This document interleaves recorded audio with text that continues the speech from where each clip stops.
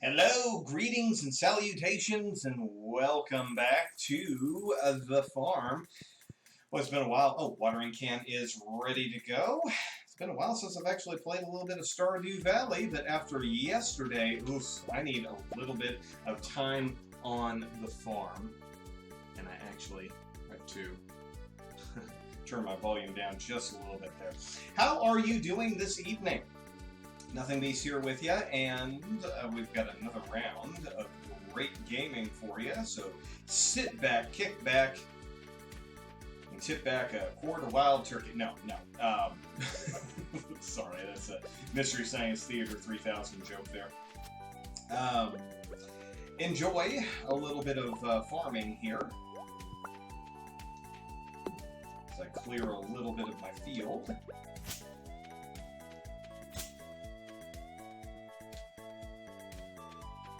Gotta head into town and buy some craps. So, yesterday was a short broadcast, but it was an exhausting broadcast. It was ridiculous. I was really disappointed in how yesterday turned out. I really thought I was gonna get, to the end of that broadcast. It did not happen. Let's see. I am looking for... Okay, winter, summer, fall foraging. Oh, this is all fish. Boiler room. I don't think any of this is going to have it there. The vault. That's just money. Bulletin board.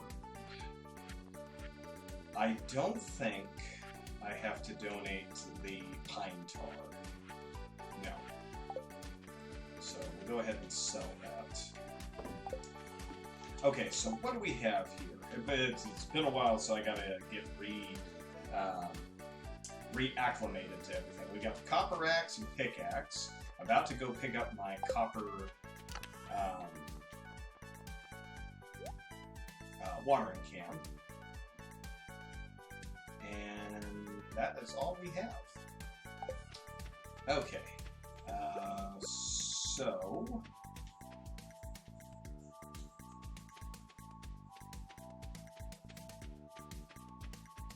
we're just going to head on down to the shop and give it an hour, and we will be able to pick everything up. Then we'll head back and do some farming. I think we will do a bunch of melons. We'll do a big plot of melons, as much as we can buy anyway. But we'll no. We'll get a corn. We'll get a cornfield going, because corn can grow in the summer and the autumn. So it's best to get a big plot of corn going, and then during the fall, you don't have to worry about it so much. Growing crops. It's one thing I like about corn. It takes a long time for it to start producing, but it keeps producing over and over and over again. But it takes so long to get anywhere. So it's always best to start off with a huge crop. And what is it? What's the... We're looking for quality crops. Okay, so we need melons and corn. Okay, so we're just going to start off buying a bunch of corn and a bunch of melons. Summer seeds available? Why, that's exactly why I'm here. All right, let's do...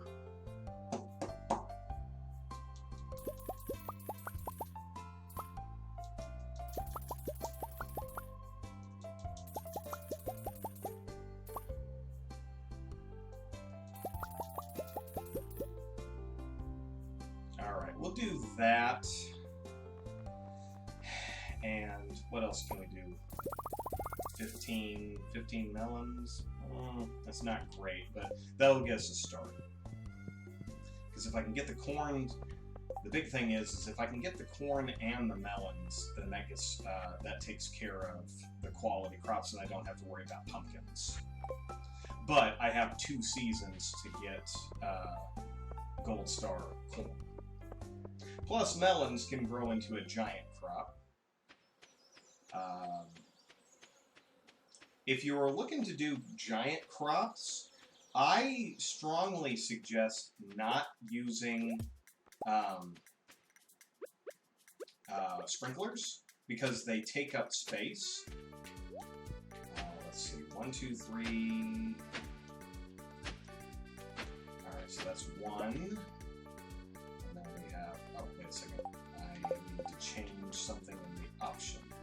Always show tool locations. So we have 1, 2, 3.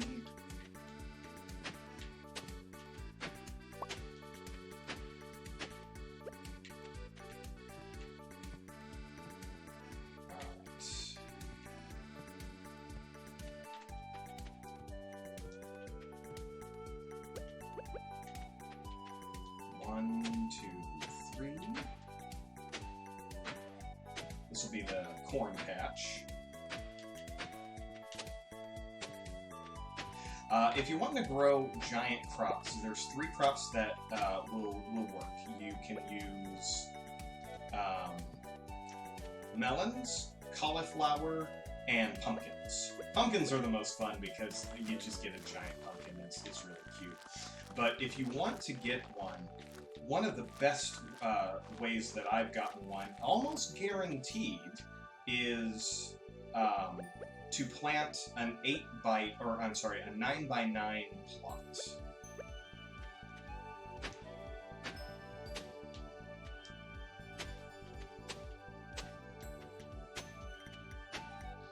Okay, so it's 1, 2, 3, 4, 5.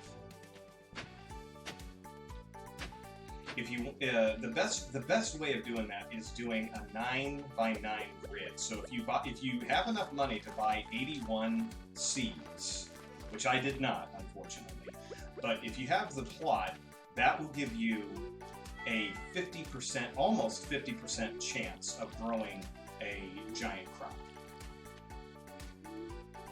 And I almost every single time will get a giant crop.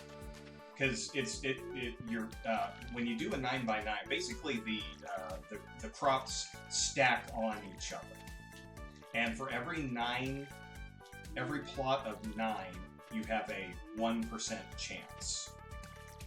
So if you really want to get some giant crops, that's one of the best ways of guaranteeing you get at least 1 giant crop per season. Because if you do. Basically, every giant crop you have a chance of growing a couple of them at a time.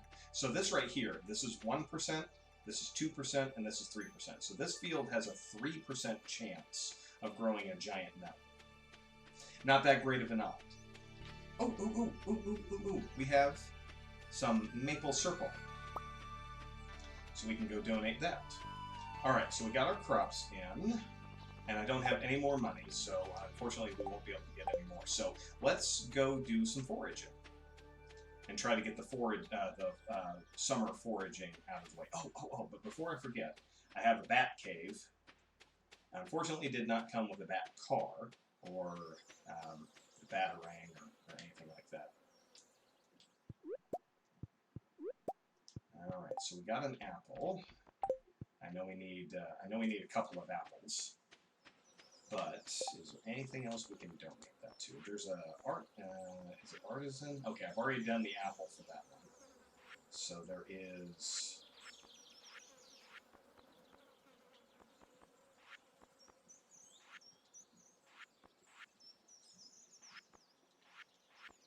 Oops. It is the.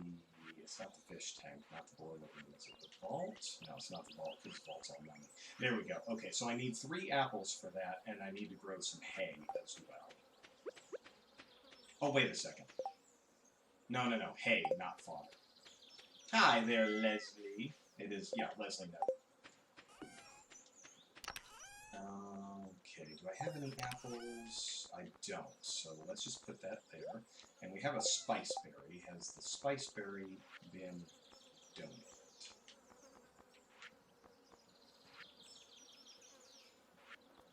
Yes, it has, so we can sell the spice berry. Okay, now let's go do some foraging.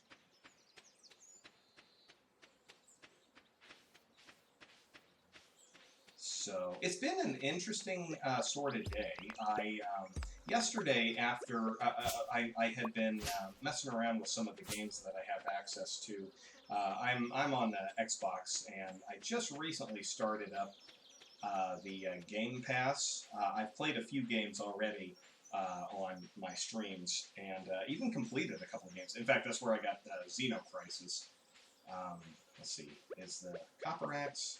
Nope. Not enough. Not yet. Gotta have a iron axe for that one. But Xeno Crisis, that's where I got that game, is from the Game Pass. And it's a great game. But it is very difficult. I believe at some point I will defeat it. But that day was not last night during the broadcast. And yeah, it was just an exhausting sort of game. But I've been messing around with a bunch of the other games. I figure, why not? All I gotta do is download the thing, and then I can try it for free. And there's a few games that I am eager to play during the streams. So next week I might have a bunch of new stuff. But some of them are going to have to come with some interesting sort of stipulations.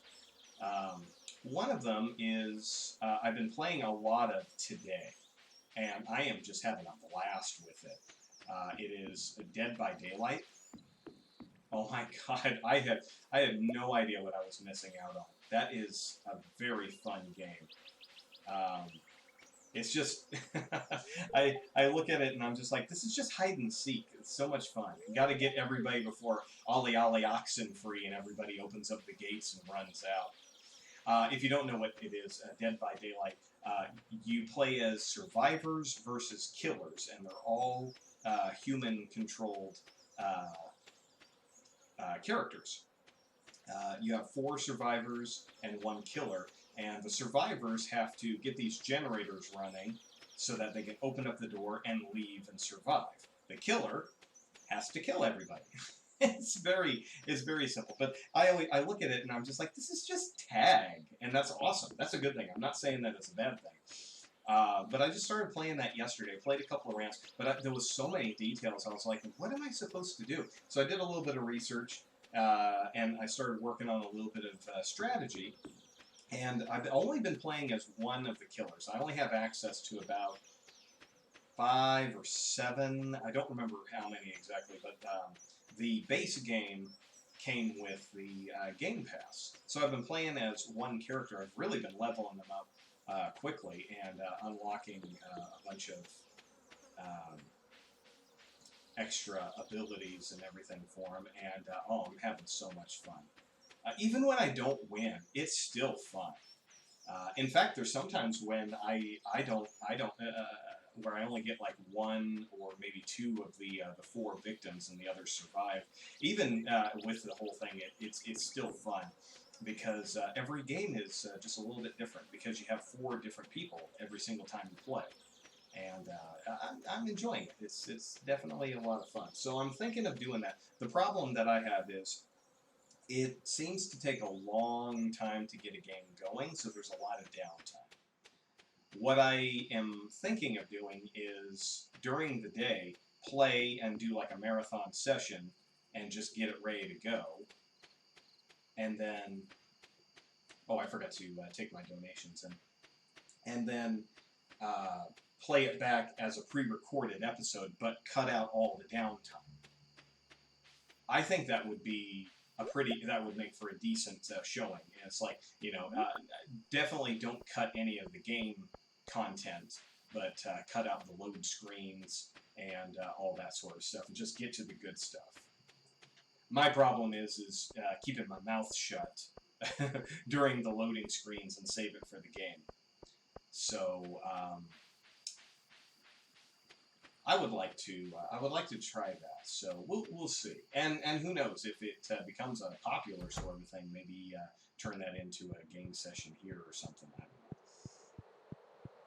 But boy, I'm just having fun. But I have not played as a survivor yet. I'm still early on into it all. But I haven't played as a survivor. While the survivor looks interesting, I like being it and having to chase everybody down. Alright, so we'll take one of you. And so now we just need a grape. Just a grape.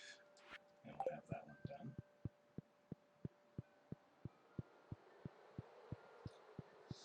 done. I think it's the bulletin board. Not the fodder. It's the mudder.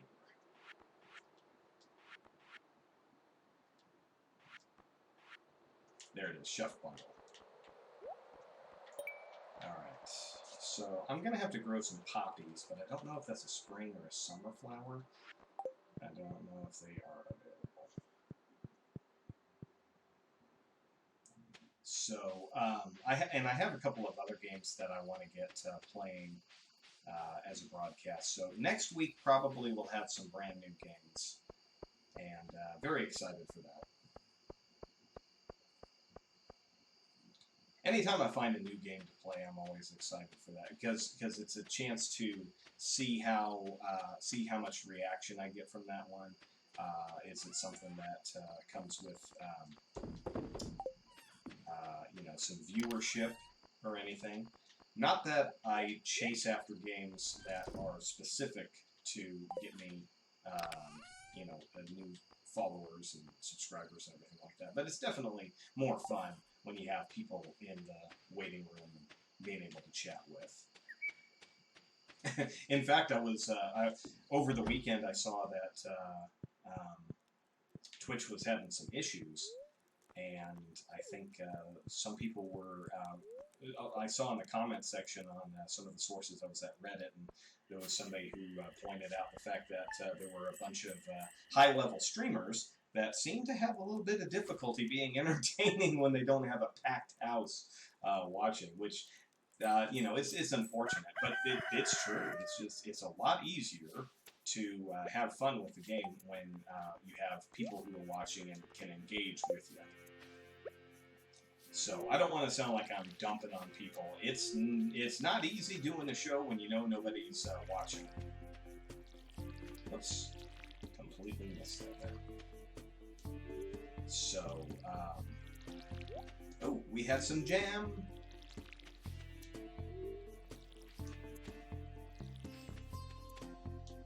And I think that's one of the artisan things. Yes. Okay, so that's one thing for the artisan bundle. Whoops, and I forgot to mute my phone. Give me 1 second here. Sorry about that.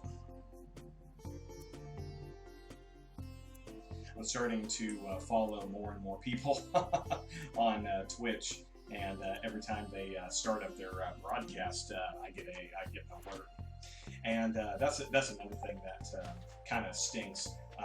I have some people that I'd like to watch, and unfortunately, the times kind of clash with either my broadcast or they're just on when I'm after me. There's one person. Who's one of the bigger fans on my list. Initial Butler. Interesting person. A lot of fun to watch. And has a great speaking voice. I think has a chance to do well, and that's coming from someone who spent 14 years teaching people how to do broadcasting on the radio. Listening to BlackBerry. Have I done it with BlackBerry yet?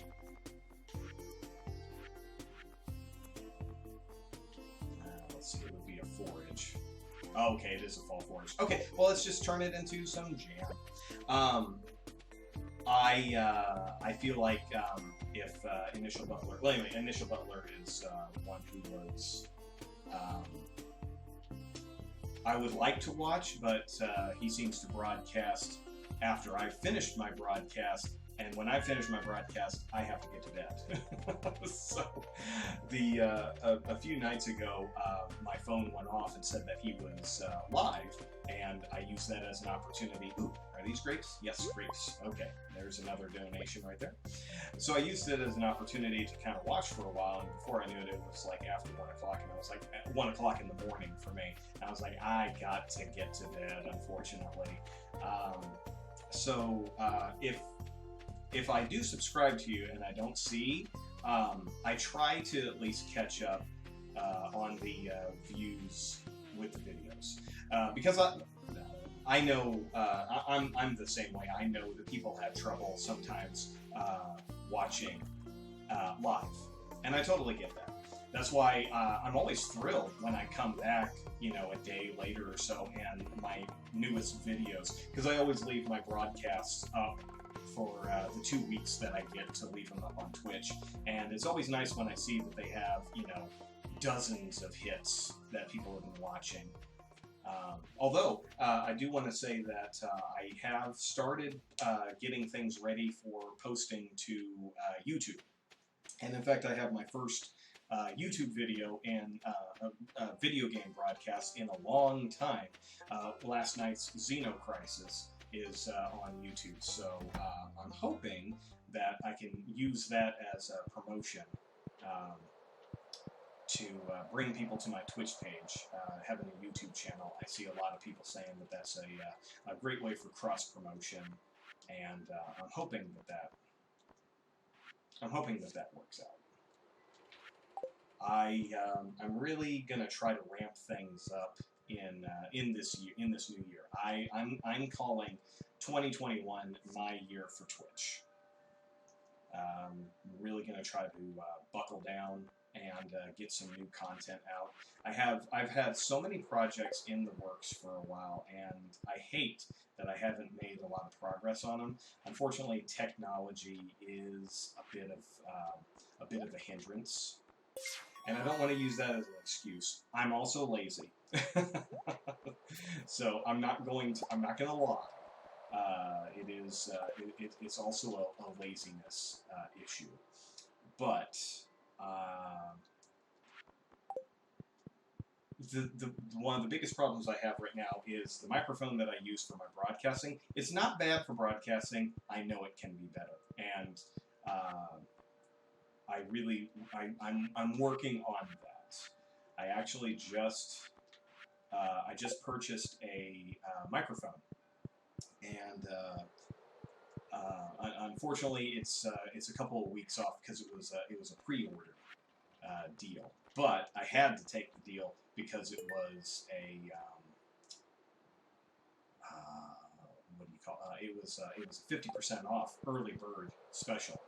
And it's a traditional you know adjustable arm microphone and everything. I'm hoping I'll be able to attach it to my desk here and have it like right here to get some good audio quality. But that's one of the things that's been keeping me from getting a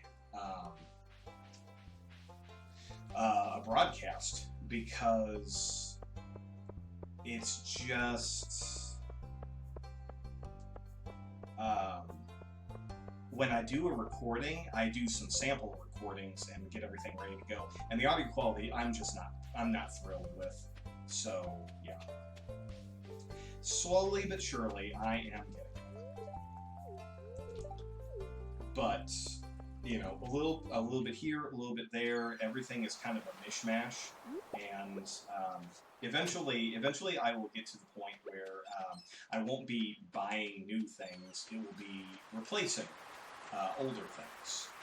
So, and that's one of the things that I'd like to see this page, you know, if I ever get to affiliate level, to do some, you know, maybe do some monetization. If I ever do any monetization, it would literally be to, you know, always improve the show first.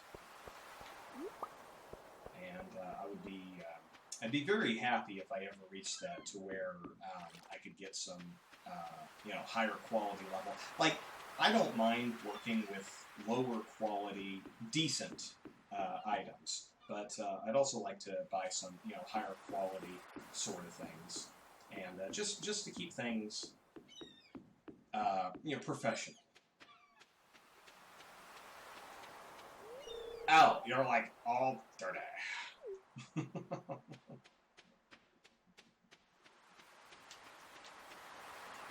I came for the sound of the ocean. Beautiful, isn't it? It really is. That's one of the since moving to Australia. It's one of my favorite things to do is when I get to the beach and just listen. You know, the waves are loud enough that it doesn't it blocks out everything else, but it's not noise. It's if that makes any sense. I just when you're in the city and you got the traffic noises and everything, yeah, some of that is nice, especially since I lived in a small rural area. Having activity is always fun, except for when you're trying to sleep. But knowing that there's a living, thriving city outside the window is nice. But just going to the beach and looking down the way, and you see people down there, and they're talking loudly, and you can't hear them. You just see them. There's really something to that. Something that's really nice.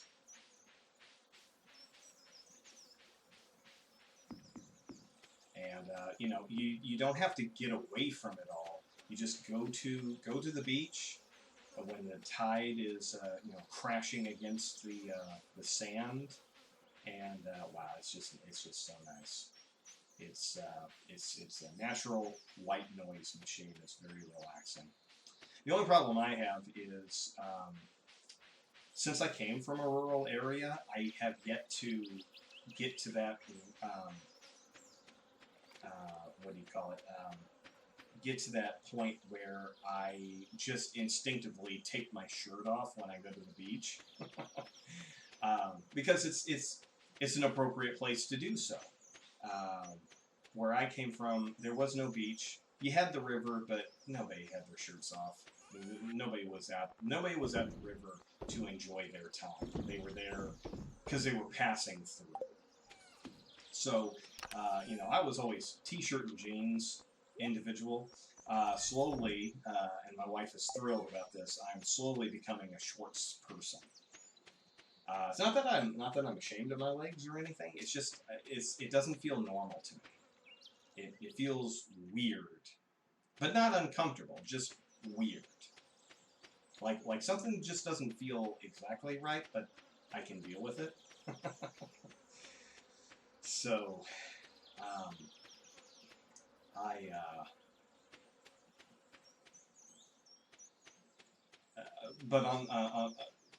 but the whole point that I was getting at is I don't feel like I've yet reached that point where, hey, I live in a beachy area now. If I were to take my shirt off and try to get some sun, that would not be the end of the world. That would actually be quite appropriate. Keep your shirt for when you go to the fish and chip shop. Okay, let's grab a club, and we'll drop everything else off. Oh, no, we'll keep the hoe. There we go. There we go. Alright, let's head up to the mines and just see if we can get a little bit of work done.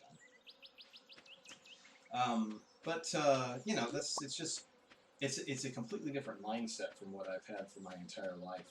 And it's a welcome change, but it is different. I mean, if you've done one thing for, several decades, and then all of a sudden you do the opposite, it's gonna be a little jarring, and it's gonna take a little bit of time to get used to that. But I'm actually just about to my 2-year anniversary being in Australia. I'm very excited for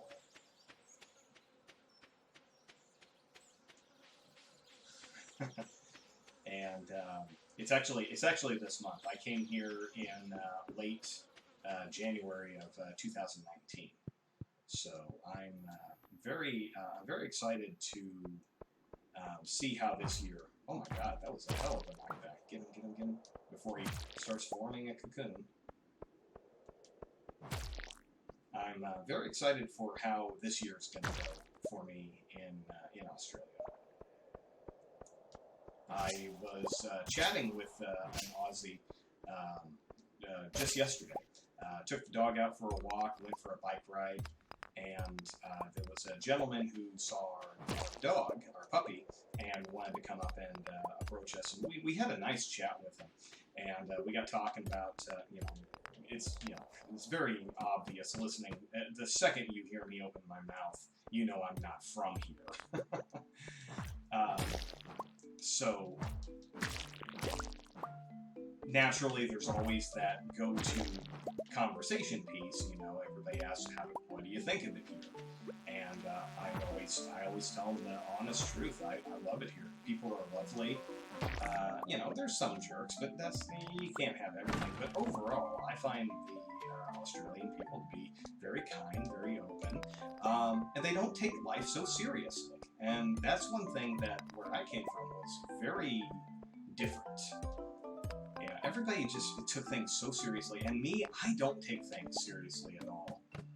Everyone's like, I actually have had people say, "Is everything a joke to you?" And I say, "Yeah, mostly." Am I supposed to take this seriously? What happens if I don't take it seriously?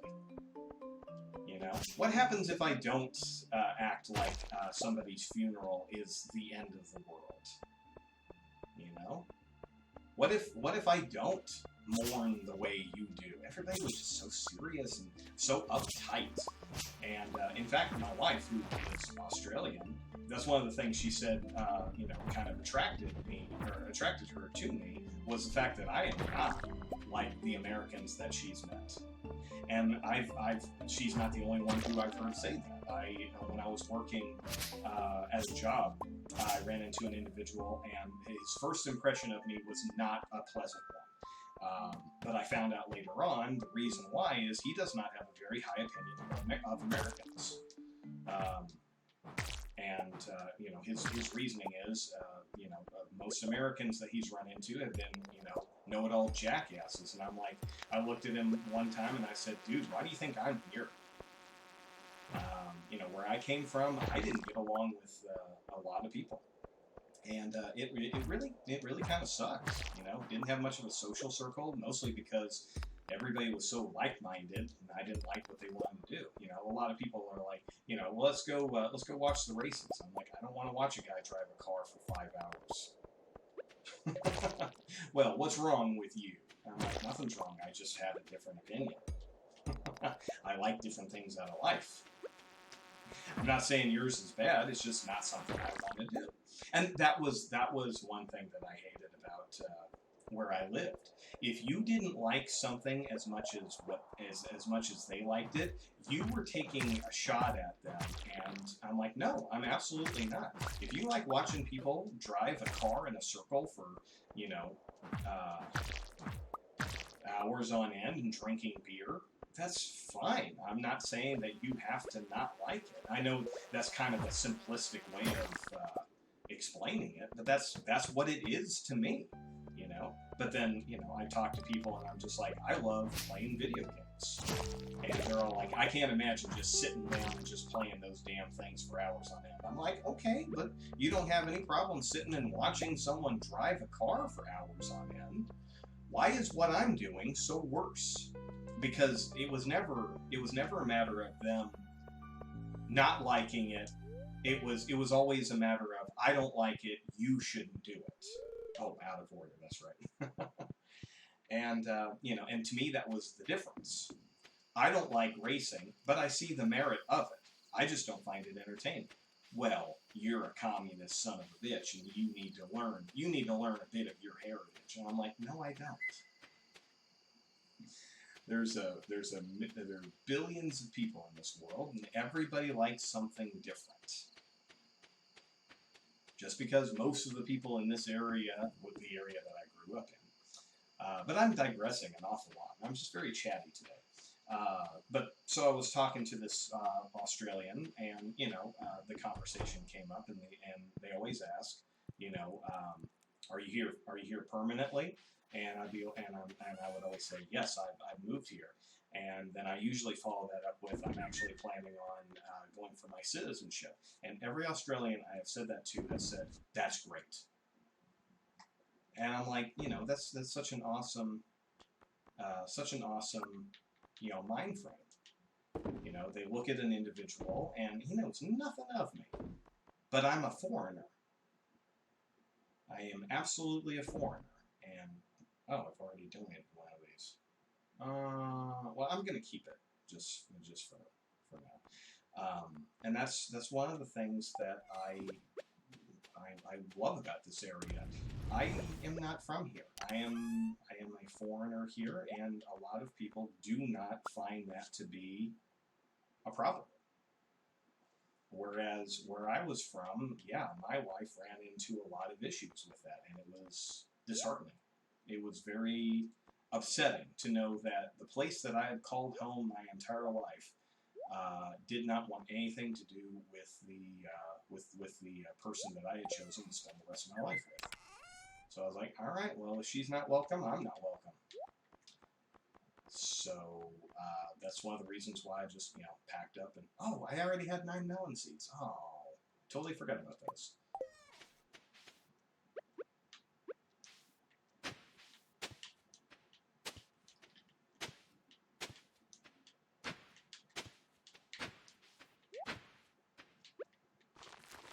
So, and I don't want that ever to sound like I'm just completely insulting my own home country.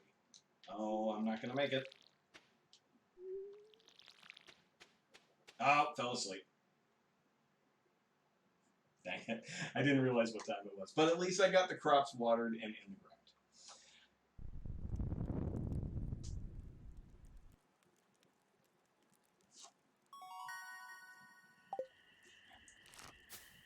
So, but that to me, ultimately, that's the difference. There is you know, the Australian way is a lot less high strung, a lot less in your face.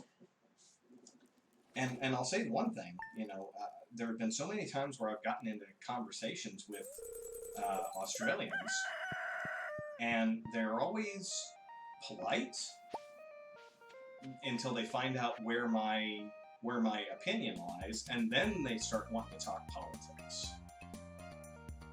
$47 for that service. Great. I lost my lucky purple shorts. Yeah, I'll take that quest.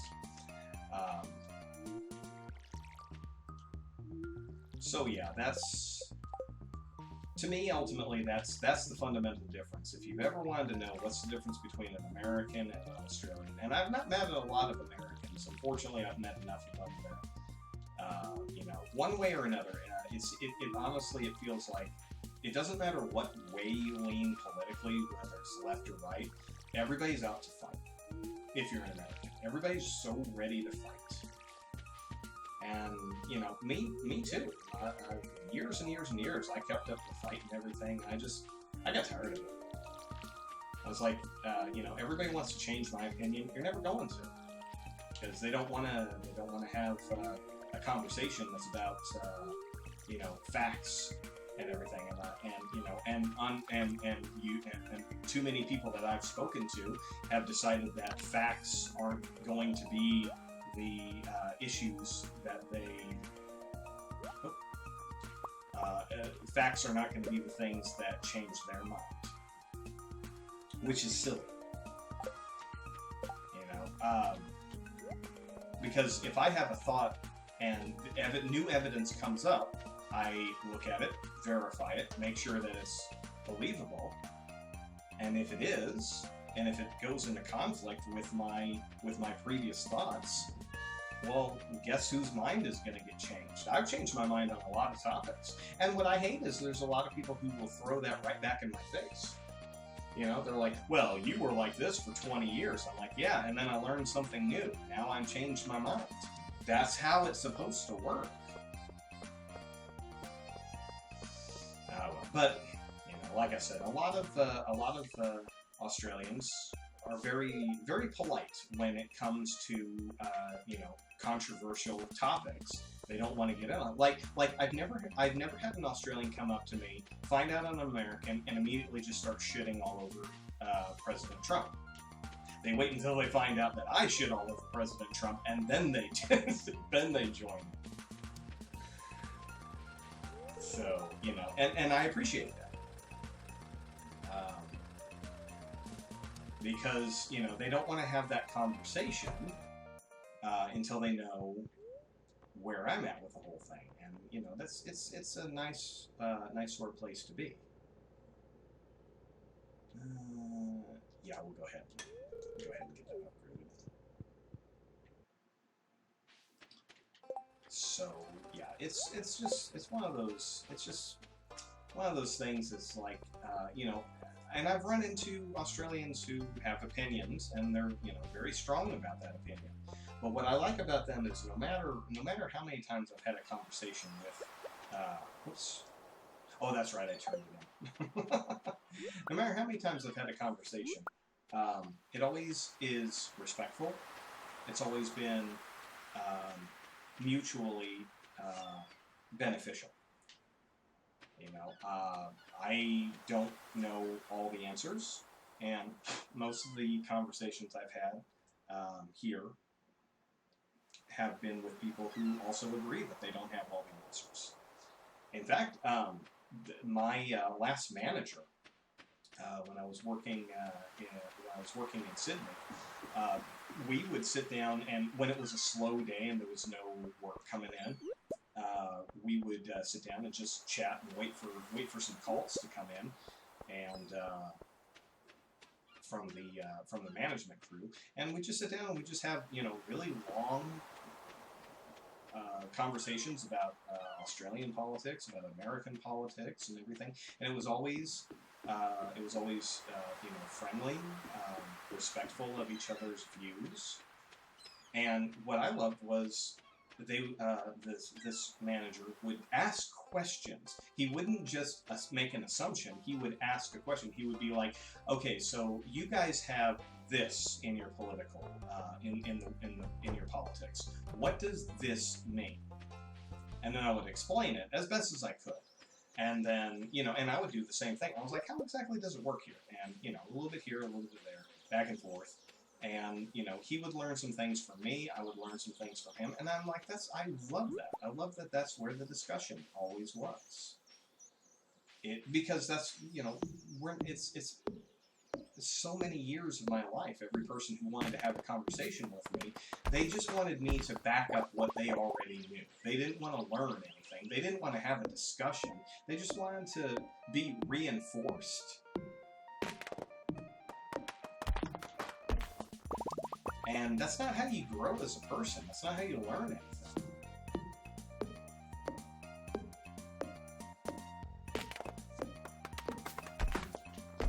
And in fact, there was a point when I was talking with my manager, the Australian manager, and we had a topic that came up, and it's a controversial topic. I won't say exactly what it is, but it was a civil liberties topic. I will say that much. And he had a question about it, and he asked a question about it, and he was the initial reaction that I had was, I can't believe that what he just said, is something that he actually believed. So I had but instead of turning it into a fight, like, I can't believe that that's what you think, I took it as, well, why do you think that way? And he explained his position, and I said, I took the idea that he had, and I kind of turned it on its head, and I said, well, it's not this so much as it's this. And he looked at it, and he literally was like, I've never considered it that way before.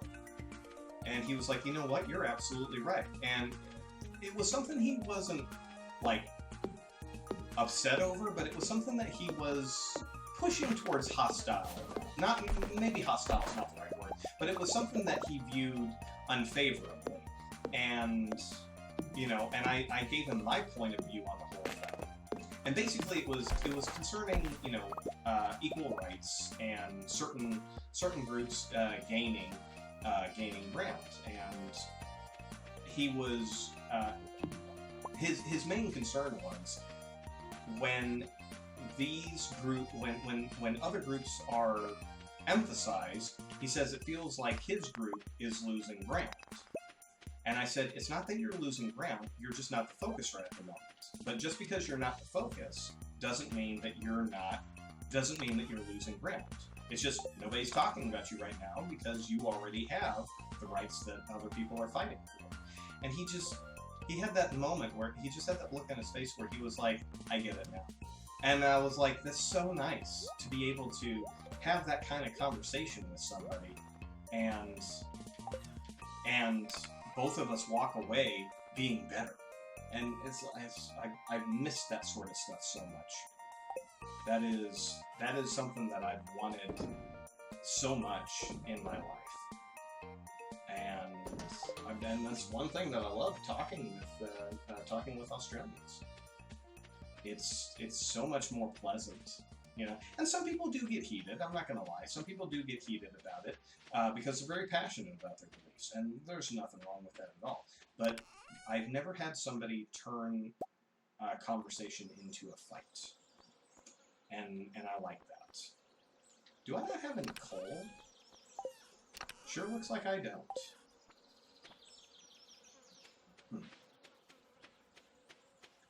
I think tomorrow I am going to go up into the mines. Yeah, I'm almost out of fuel for the day. So I think I'm going to go up into the mines tomorrow. Oh, something whooped. Oh, I think it's my cat jumping.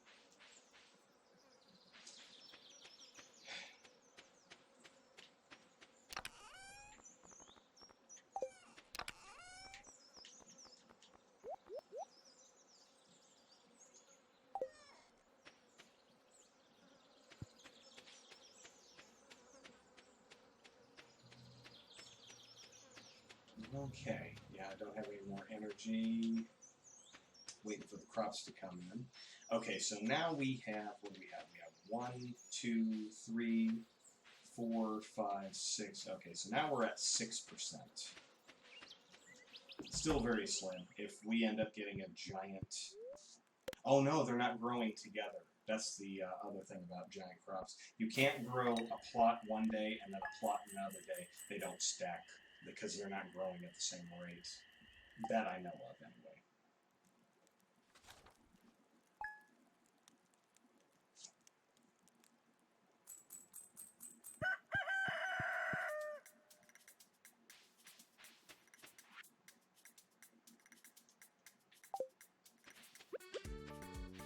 Yeah, so as you can see, these melons are growing one day earlier.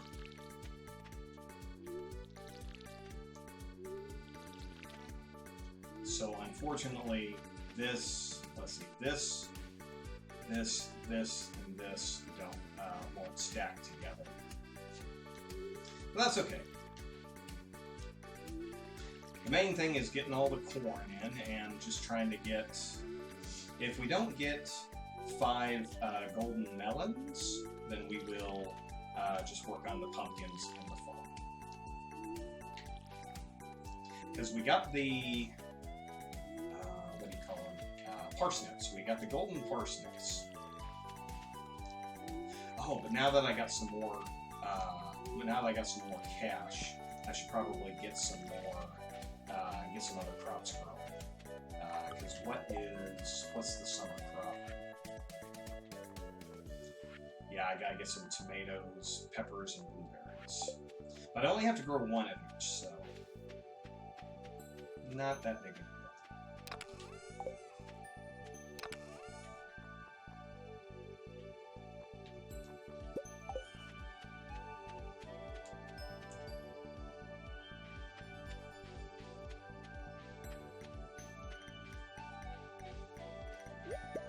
But we have to wait till 9 o'clock for the shop to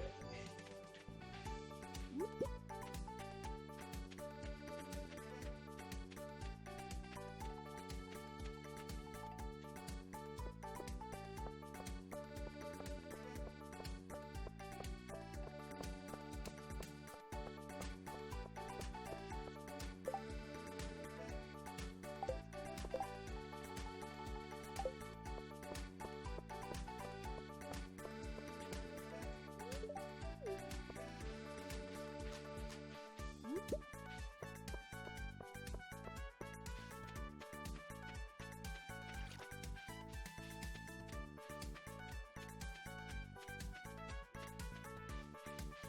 Just kind of doing some minor foraging.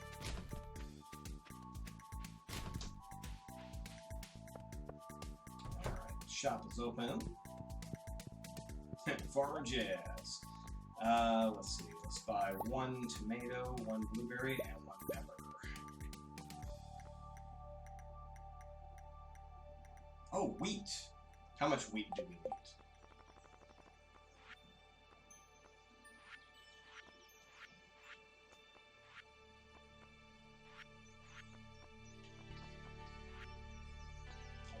Fish, there's nothing there. Boiler room, vault, bulletin board. I need 10 wheat. Oh, and we need a sunflower.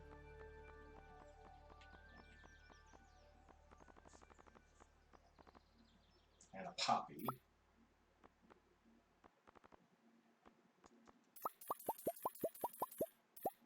There we go.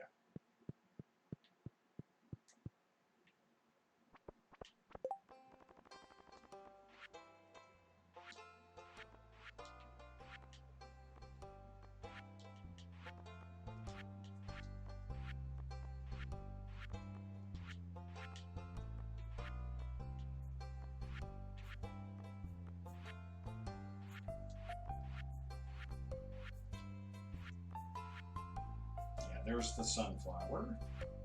There's the poppy. All right.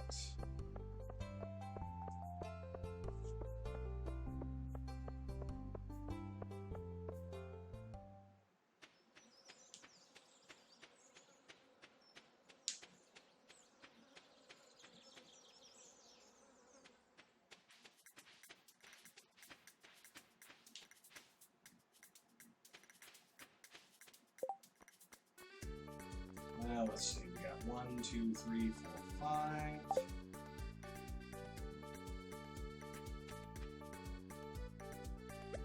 Oh, my hoe is in the... Oh, no. Well, it's gonna look weird.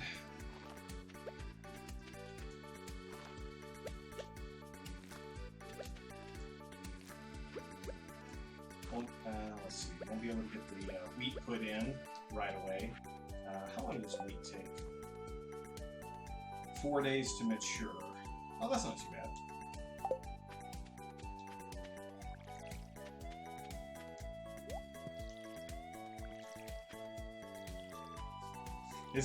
It's sloppy, but well, it'll get the job done. Alright, so put you away. Keep the put away the axe and the scythe. And we'll just keep those. Alright, everything watered. Let's head up to the mountain and go get ourselves some mining.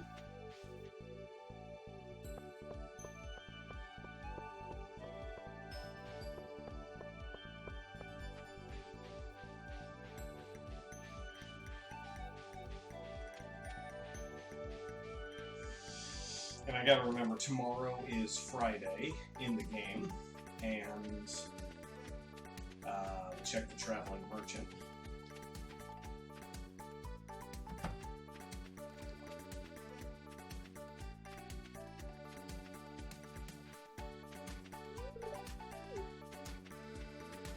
Whoops.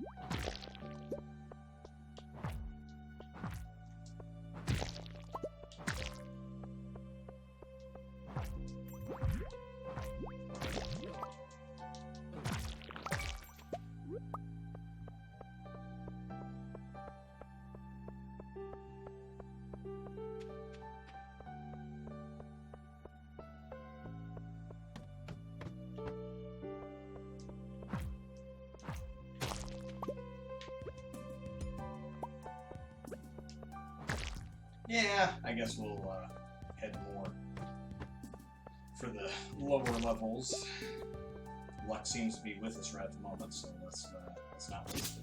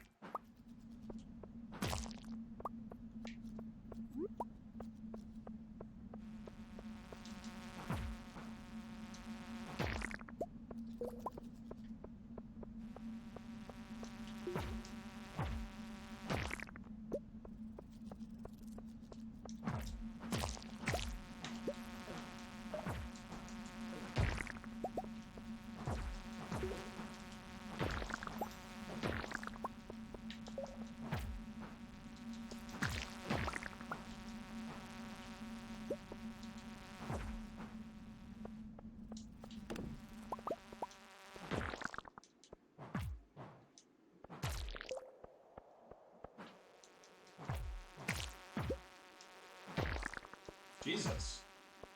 Oh, there we go.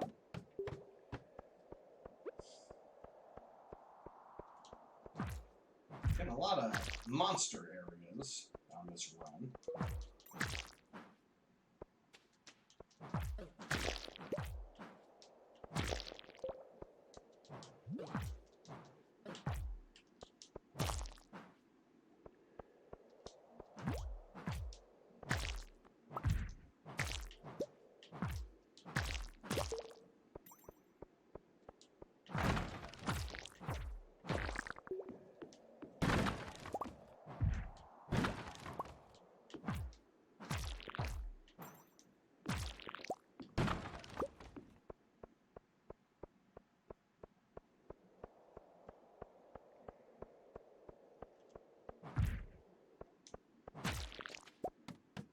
Alright, new level. Down to 30. Good. And let's move this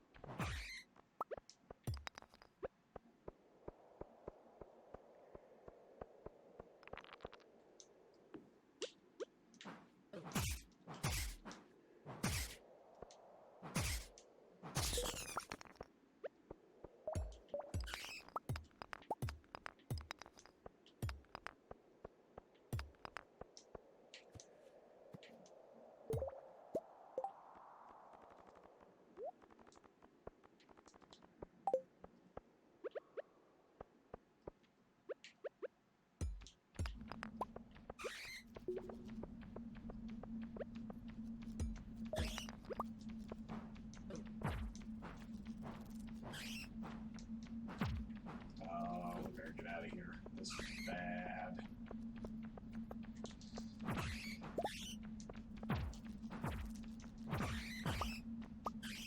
It's funny, when the swarm comes in, it actually gets lighter in the dark caves. Just slightly.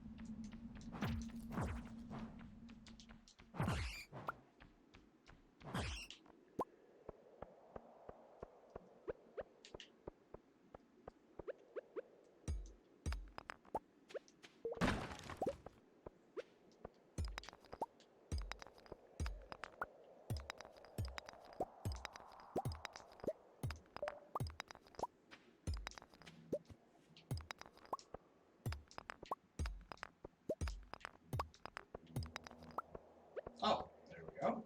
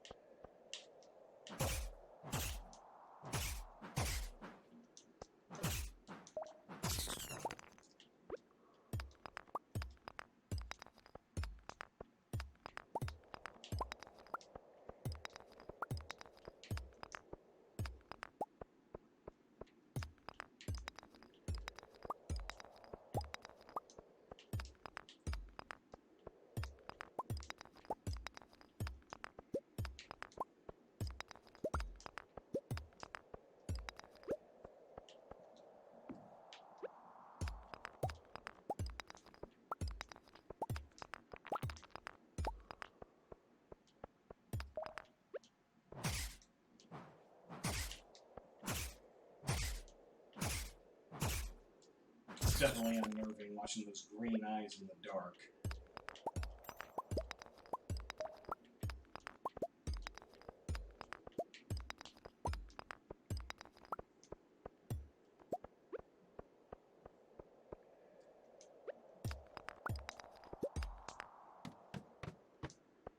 Oh, there we go.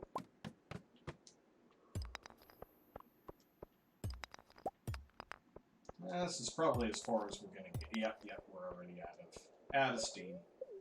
So we're going to go ahead and leave. Need to hurry up and find a glow ring somewhere.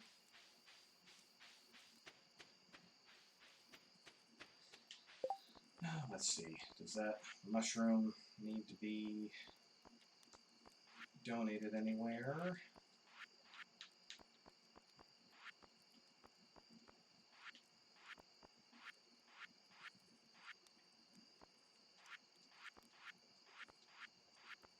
No, we've already donated it.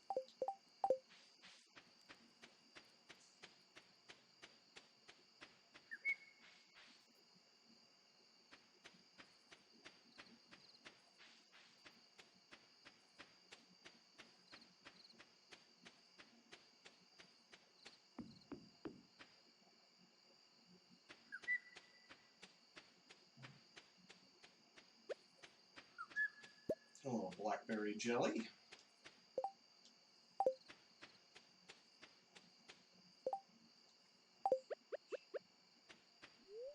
No, that's not what I wanted.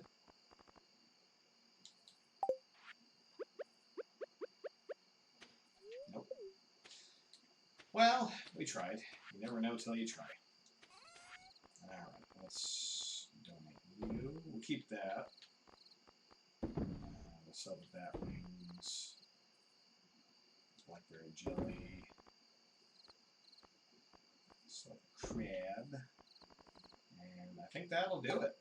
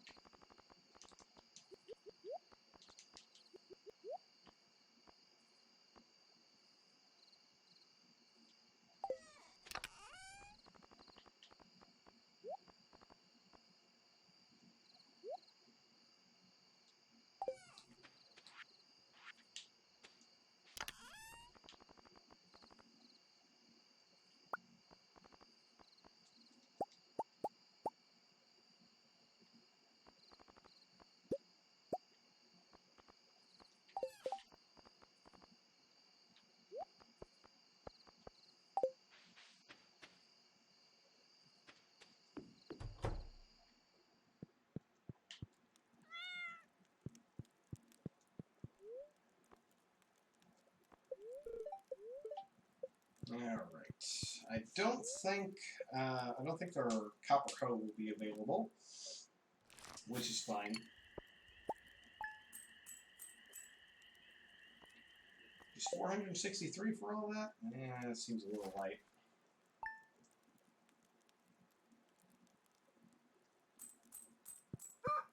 Oh, copper hoe is ready. Fantastic.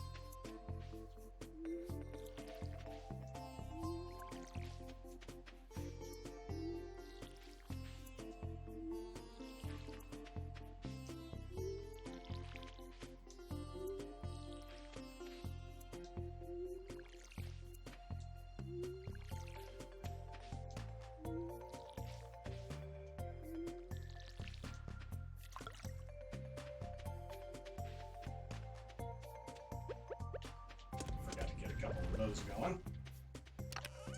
I don't think I have any other devices that need to be taken up to copper level, so we're going to go ahead and leave.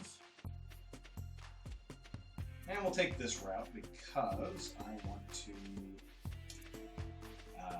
check with the traveling merchant. And we've got a little bit of time to kill anyway before the shops open at 9.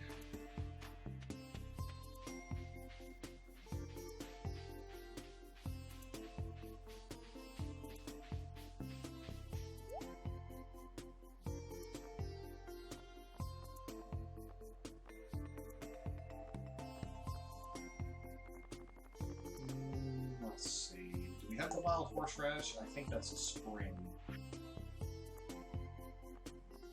Spring forage. Yeah, we just have the winter and fall.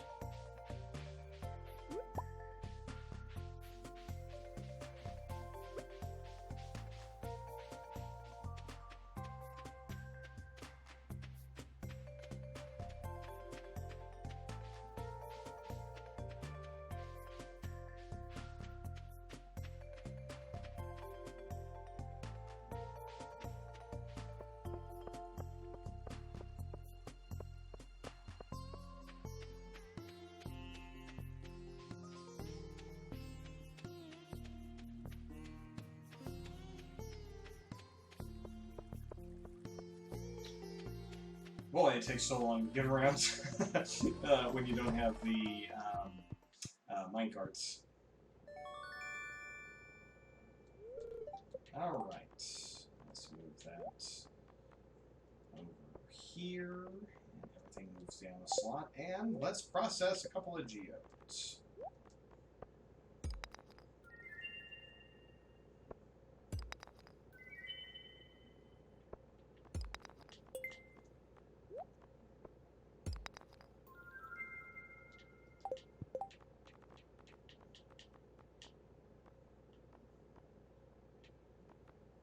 Well, nothing to donate.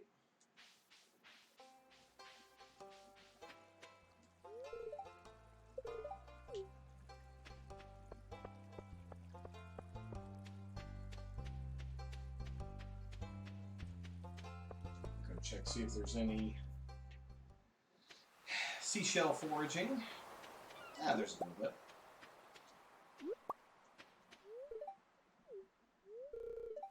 Well.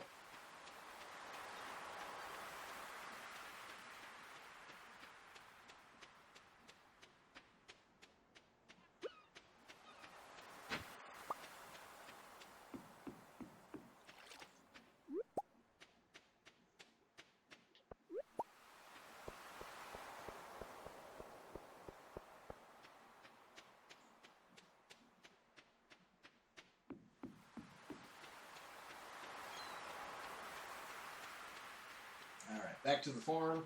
Get the hay put in the ground, and in 4 days we'll have one more donation. I wonder what Alex is doing today. Huh? Sorry, I didn't know she was standing there.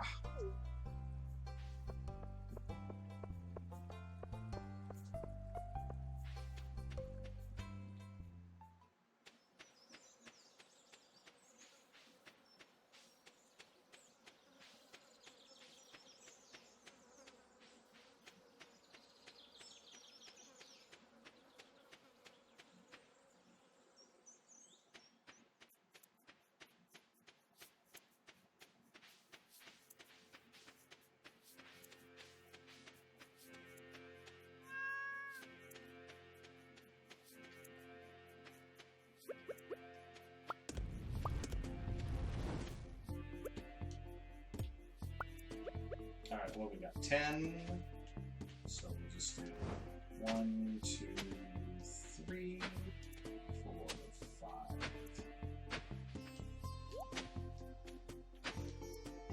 1, 2, 3, 4, 5, 6, 7, 8, 9, 10.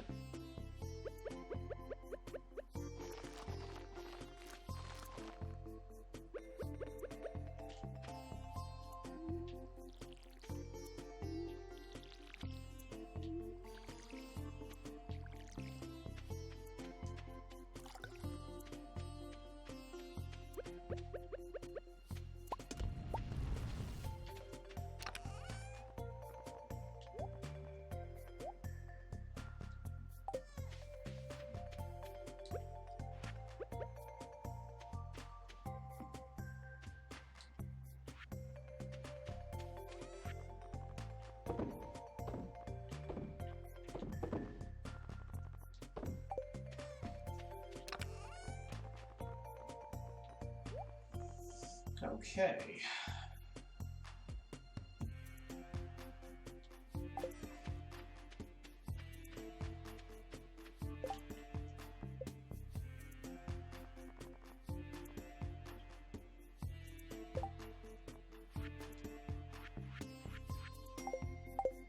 I'm going to try an experiment, because I don't know anything about Maru. But she seems definitely scientific. So maybe, like, earth sciences and stuff like that might catch her attention. Oh, let's see if the bats have left us any offerings. Plum. We can donate that for sure.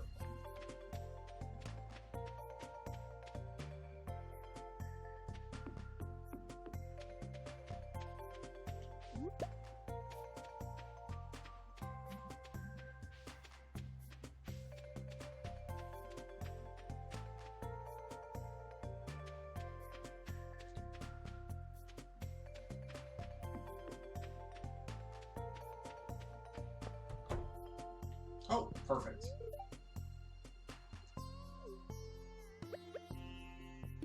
This is a super gift, thank you. Okay, so it is a light gift.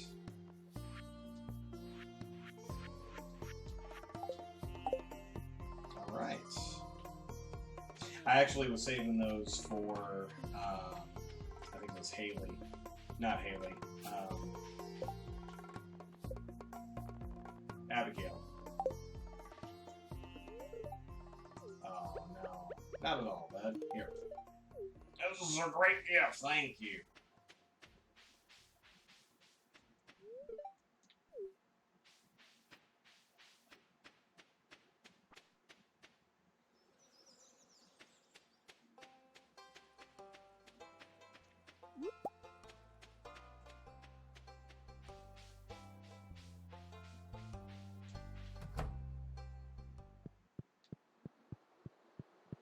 I feel like that plum can finish off a set. Is it artisan? No. Because that's a peach or a pomegranate.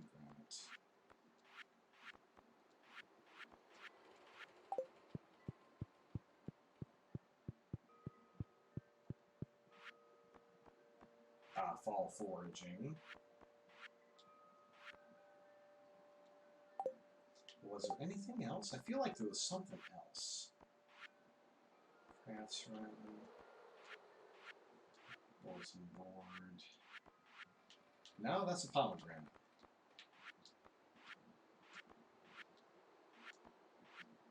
Alright, fair enough. Let's do some more fall foraging. What's the reward for this? Okay, that's the bridge repair.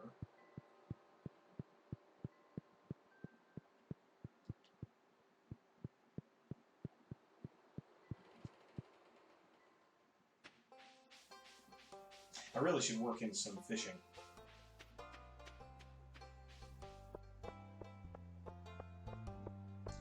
Not that I'm worried about finishing the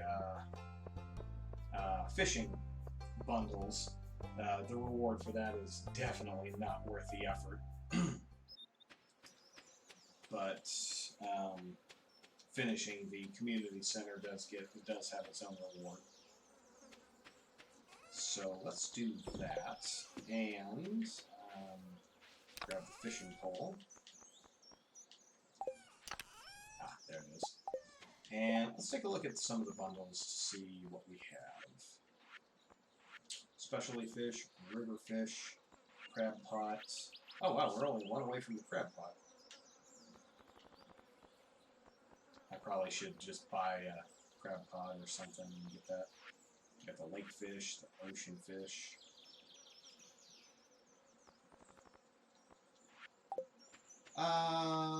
Let's go to the lake.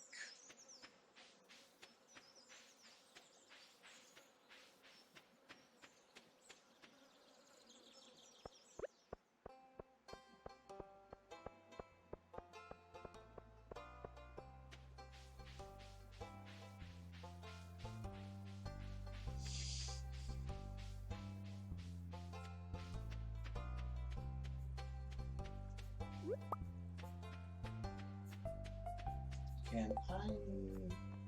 Let's see, where's my crafting? Can I make a crab pot yet?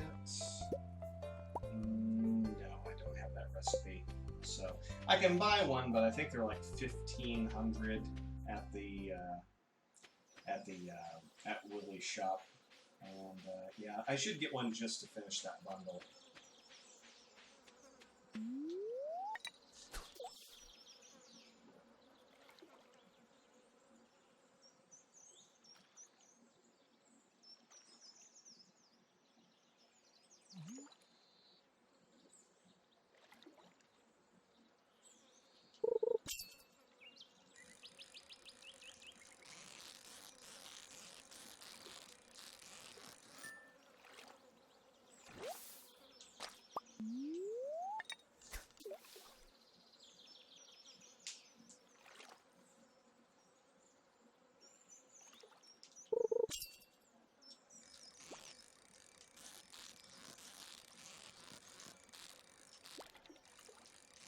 Now, something got a little bit of zip right there at the end. Crack a gun, fall out of bed. All for just one stinking bullhead. I got them spring fishing blues. I can't whistle. It doesn't matter. Nobody knows that song anyway. Well, I caught me a carp just fishing off the dock. Smacked that sucker on a big old rock. I got them spring fishing blues.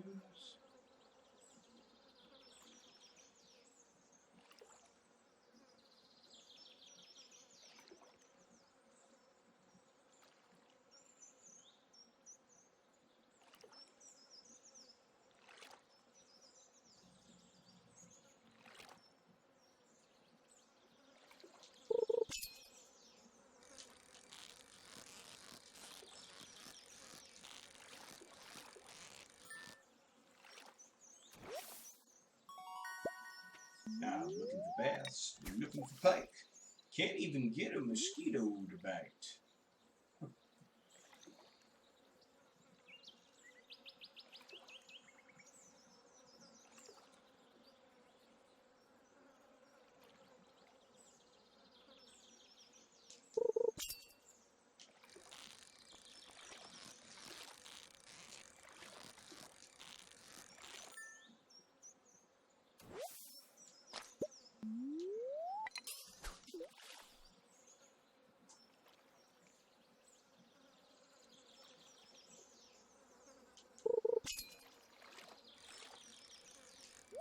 Oh, little bit of treasure.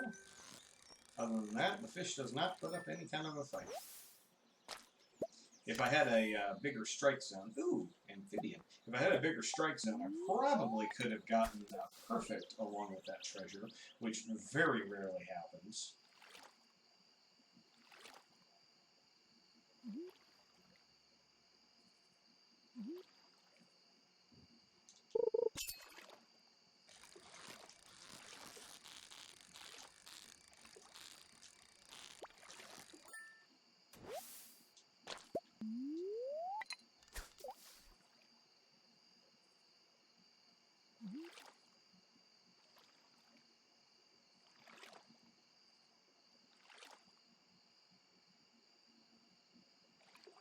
That was a fast little feeding frenzy.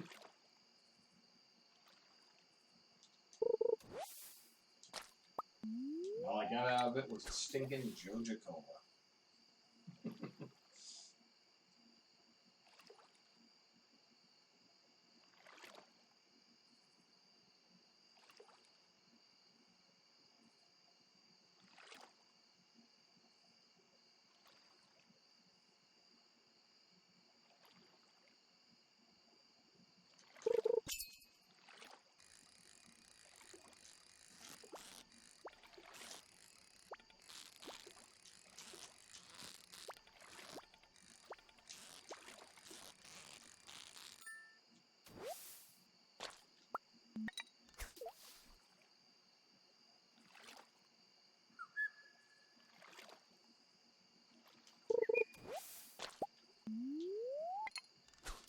Last one. Well, we'll get one more fish.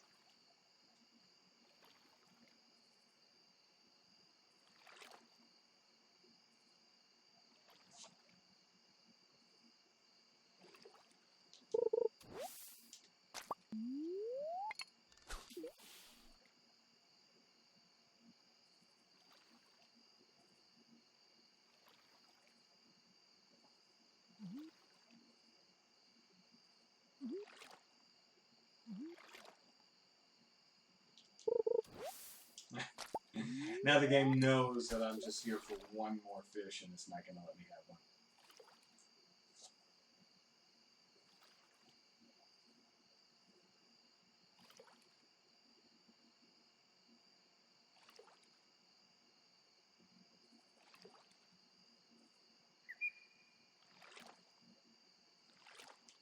There we go.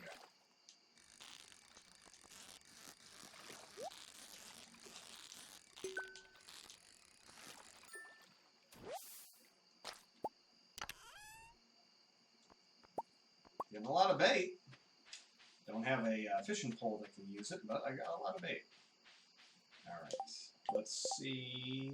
What did we get? We got a carp, a chub, and a bullhead. Carp, chub, bullhead.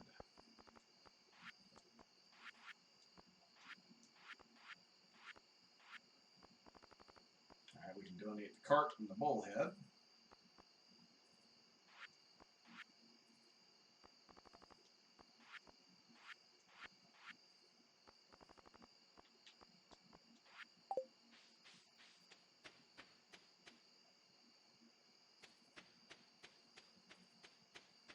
Boy, that shortcut there is a lifesaver.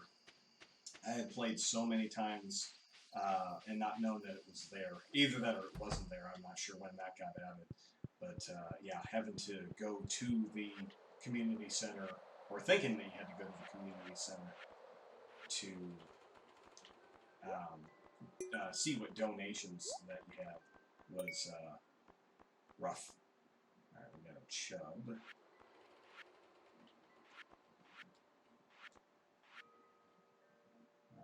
Everything else I get to sell. Except for that amphibian skeleton. That one I will hold for donation.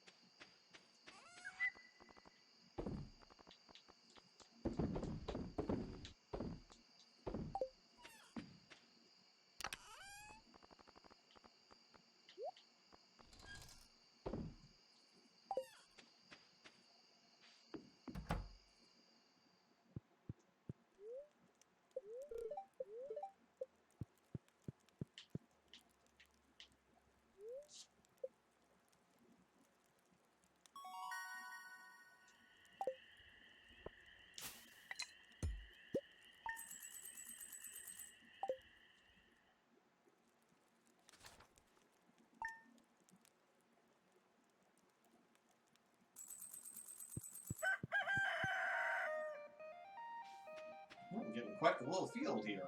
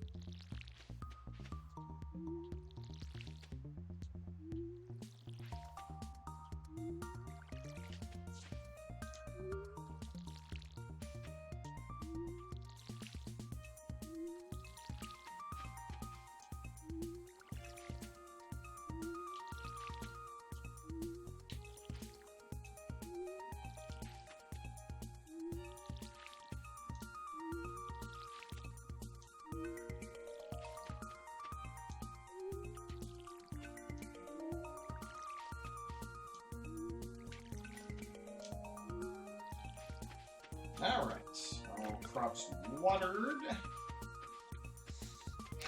I think we will do some river fishing today.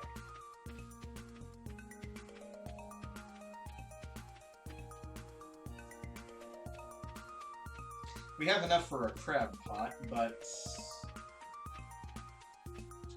since all of the things that I can donate for that bundle are all year round, I am not super anxious to spend all that $1,500 towards that project. Oops.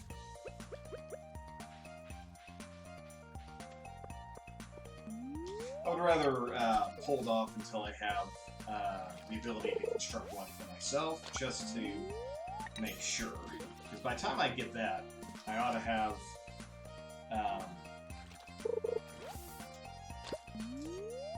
a decent amount of cash sitting in the coffers. Then that way I can make the decision. Because right now, $1,500, I'd rather put that towards crops, and we'll just have to see how that goes. Or a new fishing rod. Like to get one that you can put some bait on.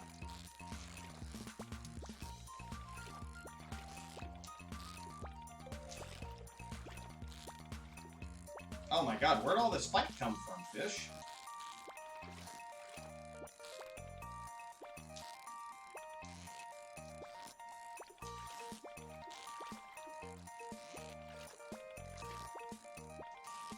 Oh, I hate not having my fishing leveling up, leveled up.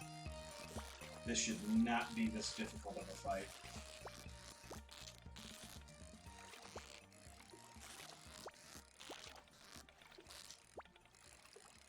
Should have caught this bastard 3 times over by now. Ah!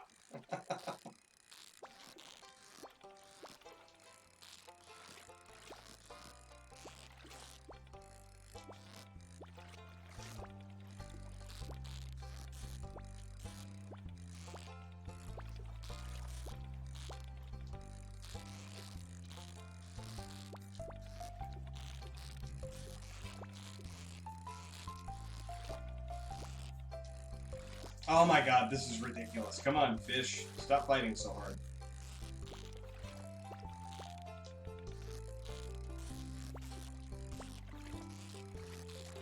Jesus. Pike. Is that at least something that I can turn in?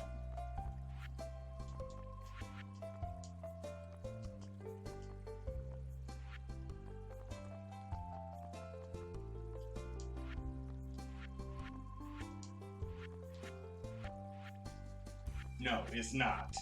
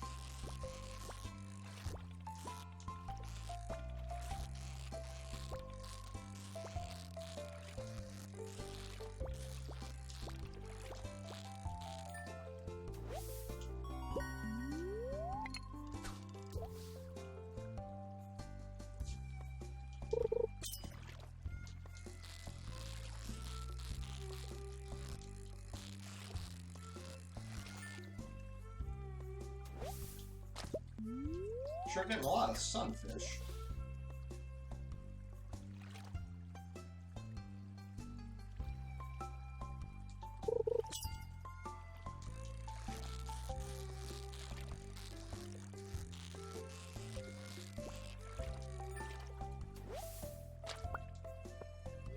Farming sounds like so boring. What do you even do all day?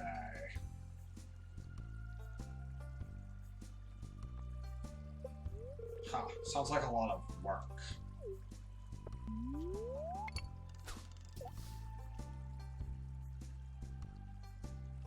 Yeah, you can walk around. I was here first.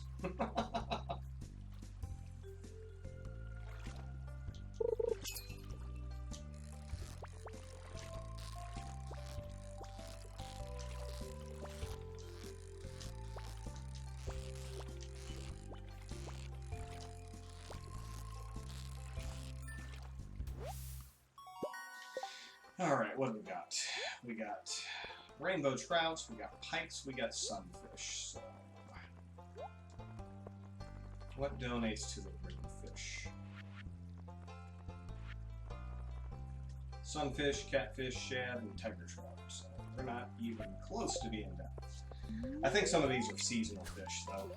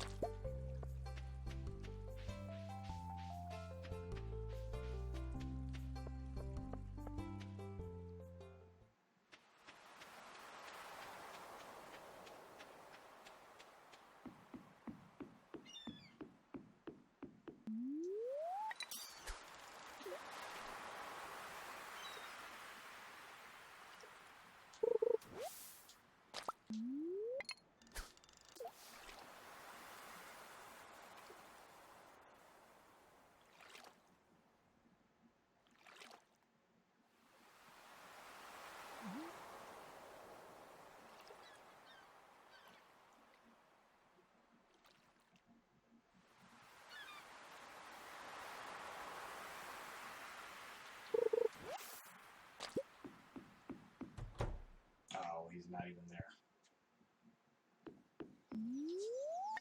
Okay, I think he's away on Saturdays. I was gonna check to see if he had a fishing pole upgrade. So I can put some bait on the line.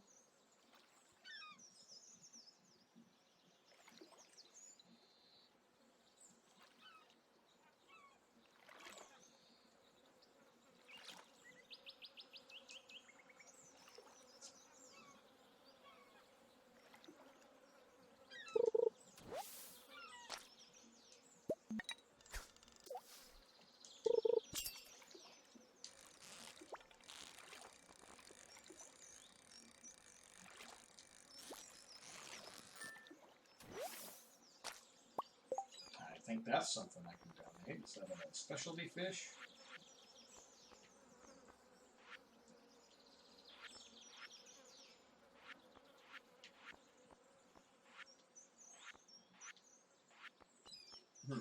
No, it is nothing. Alright, this will be the last one because I am out of energy.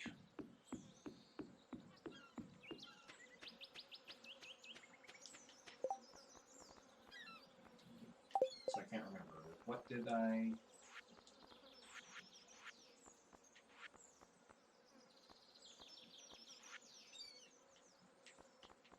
We'll donate one sunfish, and then we'll sell the rest.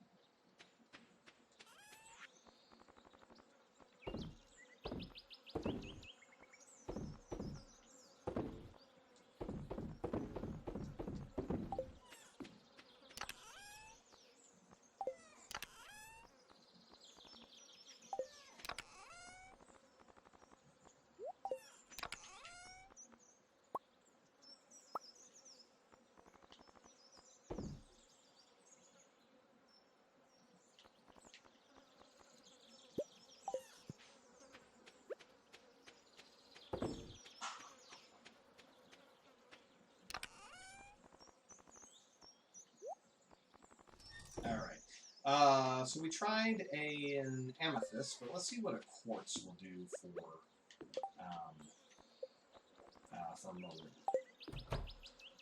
She's another one of those characters I've just never had a relationship with.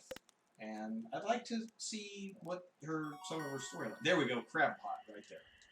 Alright, do I have what it takes to make one?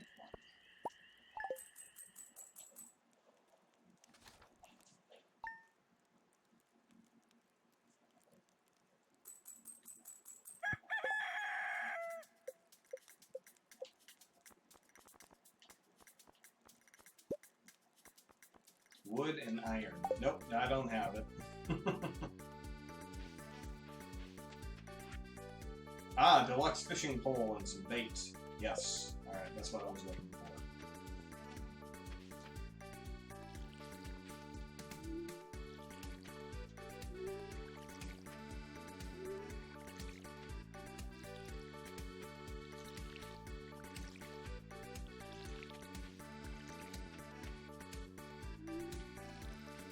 Oops.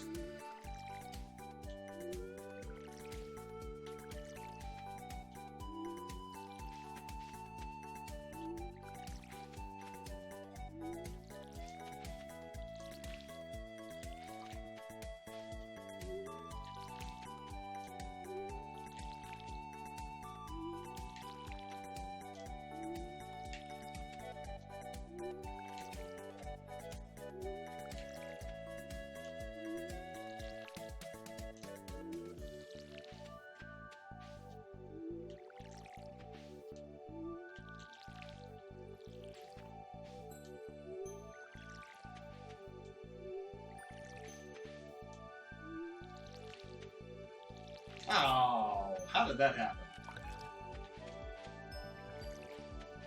Okay, all the crops are watered, so let's go see the traveling merchant. See if they have anything new. Hopefully they'll have some fish deals. Or something.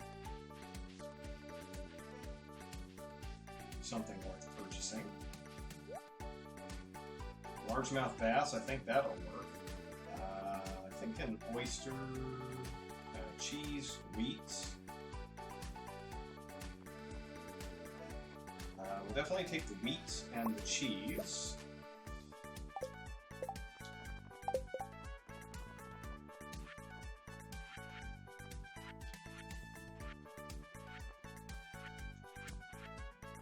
Largemouth bass, we'll buy that. And the crab pot, no, we've already got the oyster for that, so we'll just buy the bass.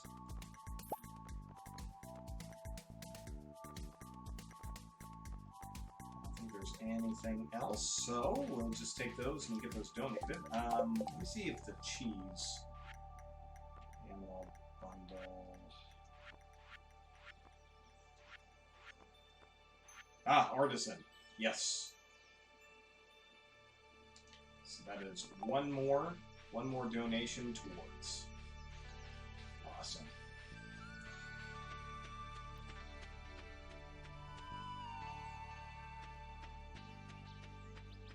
That's why it's always worth having a few $1,000s every Friday and Sunday, because you never know what the merchant is going to have that will help you get your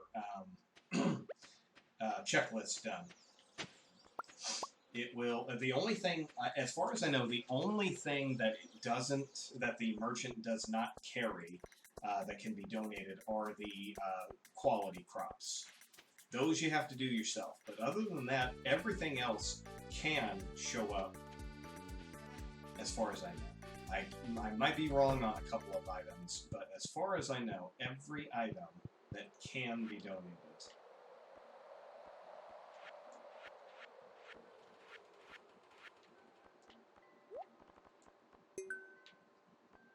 Alright, so we go donate the cheese. I think that's to the pantry, and that'll be one more reward for us. The artisan one is usually one of the tougher ones for me to get.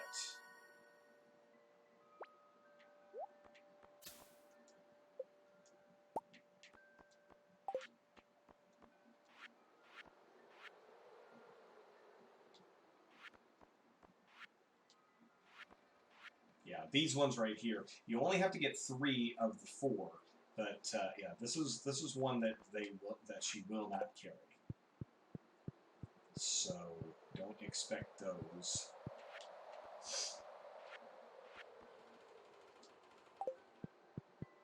It's crazy how far along we are with that bundle.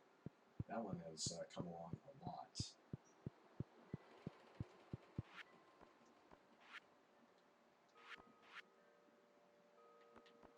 Can I donate these one at a time? Nope, it has to be a bundle all at the same time.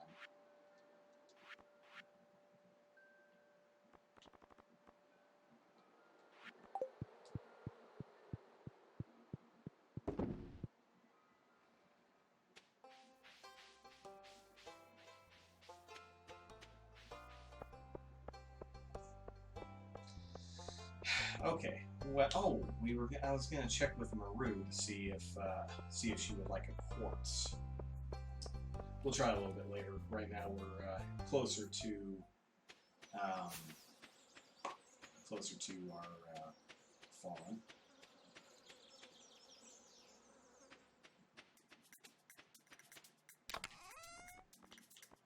Put you there.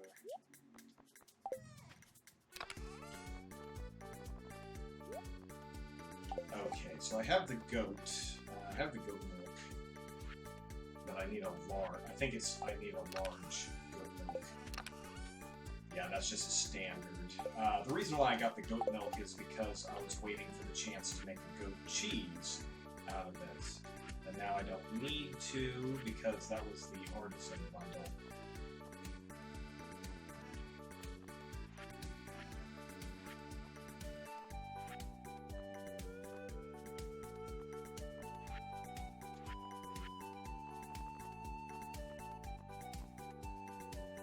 Have I caught a chub yet?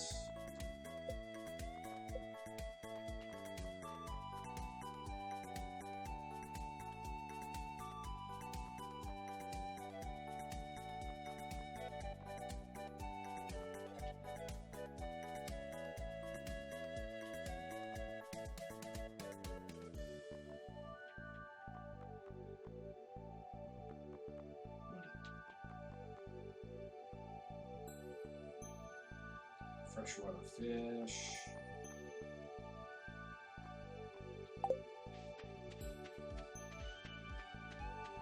I guess that makes it a river fish.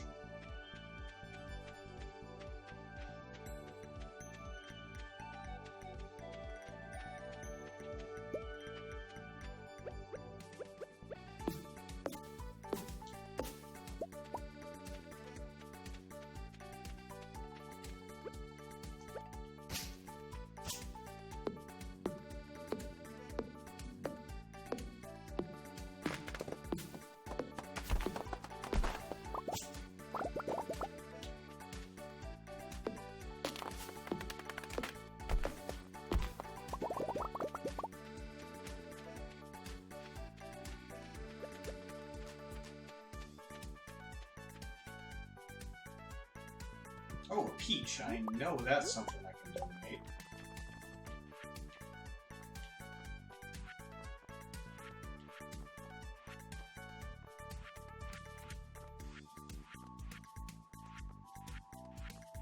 Unless it was something that's already passed.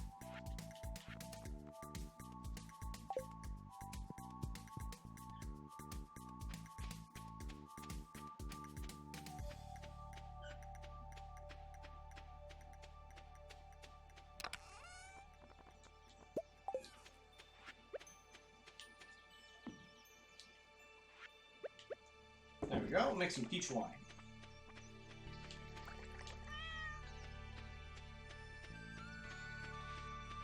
Is that all in here?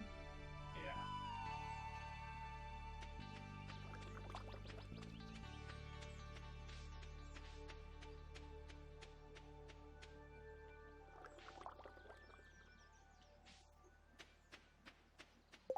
Okay, I've got some oak resin and pine tar. Does any of that need to be donated? I don't think so. So it would be in the bulletin board. Okay, so there was the Enchanter's bundle, but that needed the Ultimates, and so I think that was the only one. Yeah. Okay, so anything I get from the trees, I don't have to save anymore, so we'll just go ahead and sell.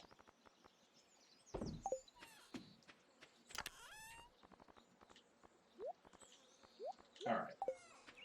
Let's go head up to the mountains and see if we can catch a Maroon. Hey, Gene Rat 84, how are you doing today? Hope you haven't been waiting too long. Just happened to glance over and see somebody's talking with me. Hope you're having a delightful day.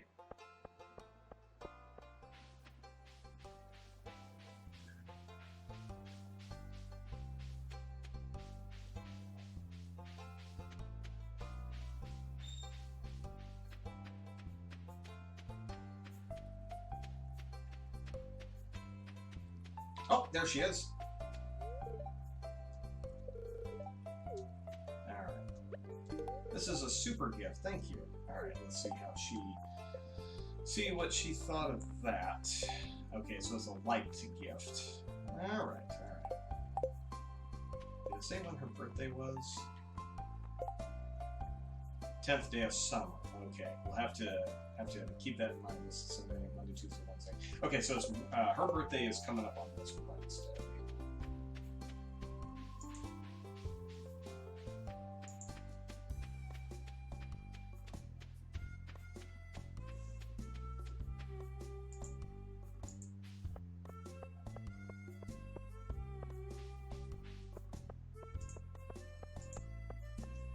So we'll head down to the river. Oh, wait a second. No, I don't think I have enough for the fishing pole, so we'll just go to the river and see if we can maybe catch a pike. No, a chub. I'm trying to catch a chub.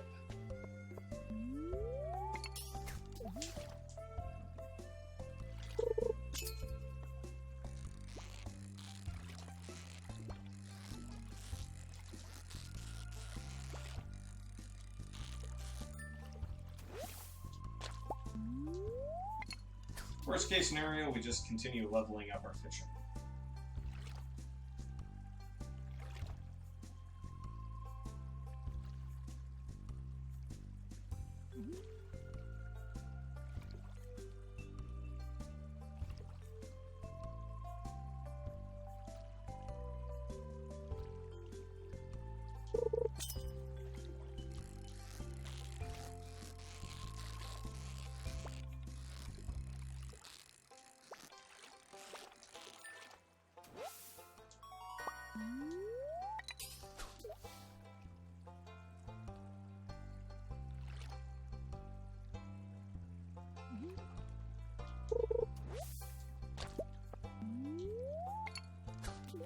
Something about fishing on the other side there was bugging me.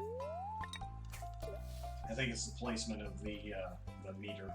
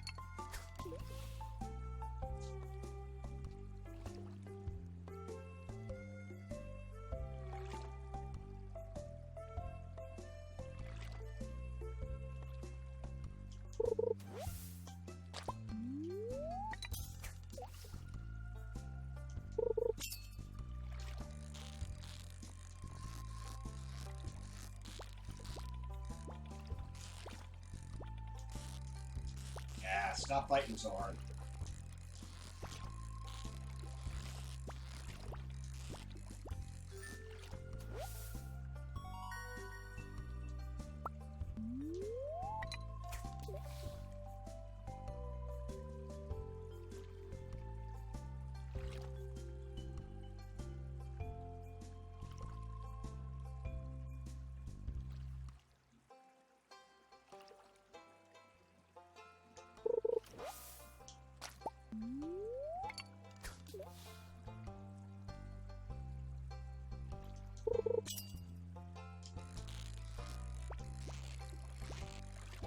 Alright, just calm down.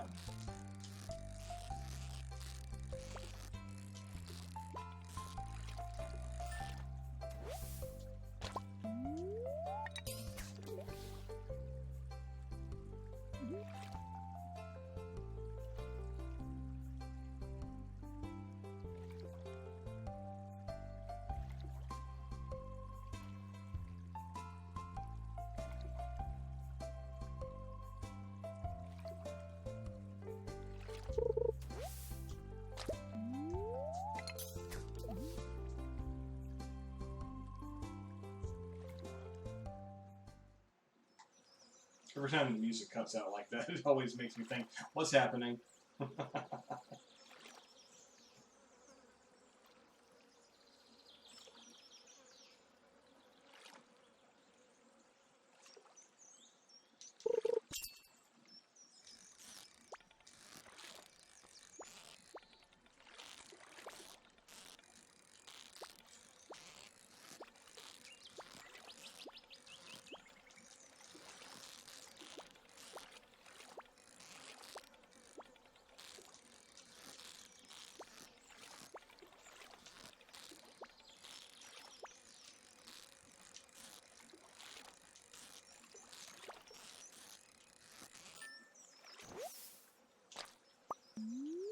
Getting a lot of pike.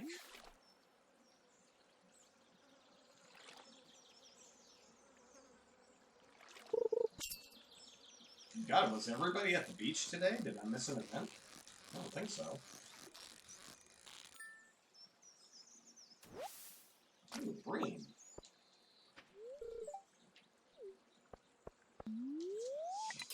Wonder if it suddenly switched over to the nighttime fish.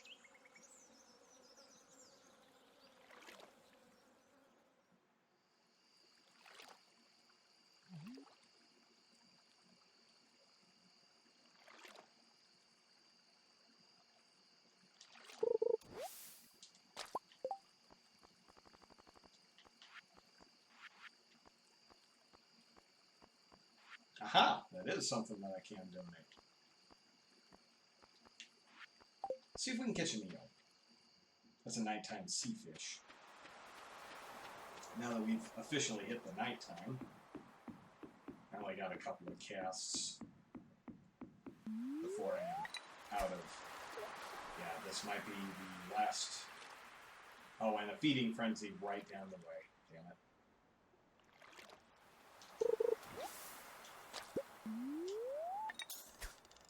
Now, this is definitely the last one.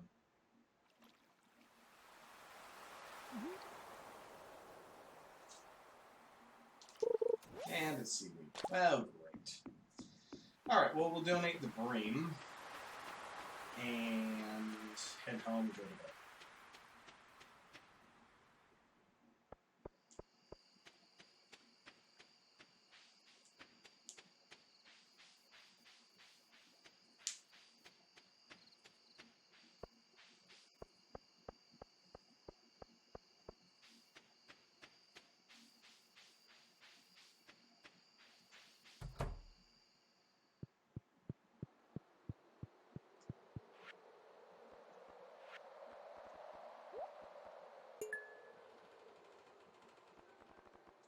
Rainbow trout.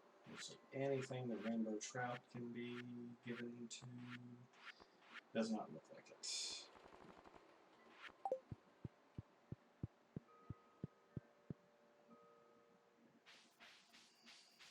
Alright, so everything else that we have, we'll just send into the shipping crate, get a little bit of cash, and I think our wheat, if it isn't ready tomorrow, it should be the next day.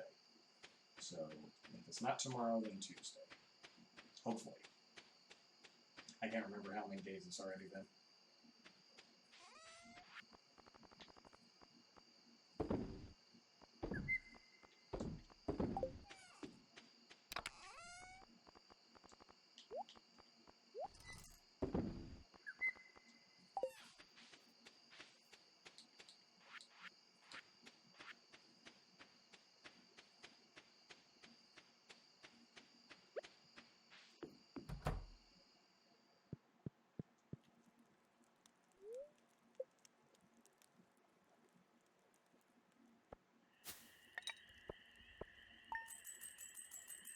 Almost $1,000 day.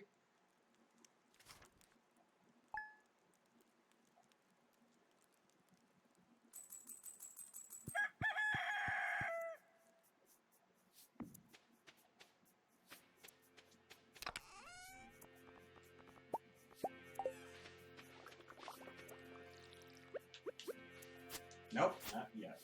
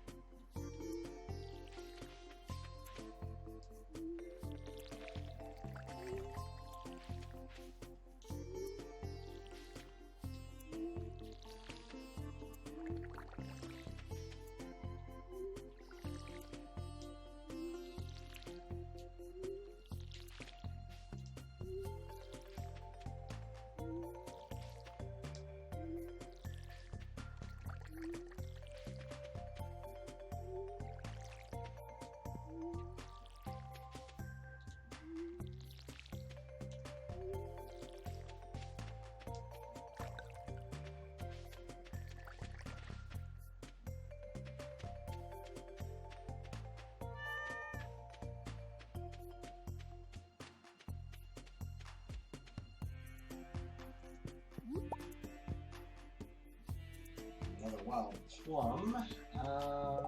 As that one, I think, yeah, that one's already been donated, so we can sell that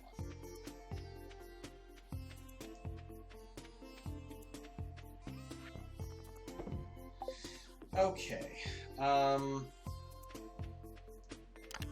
Put our scythe away.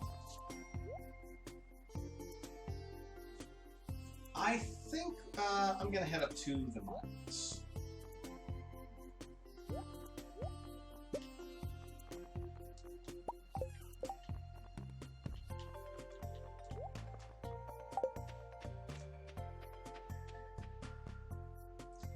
All the crops are watered, so all the everything is good to go.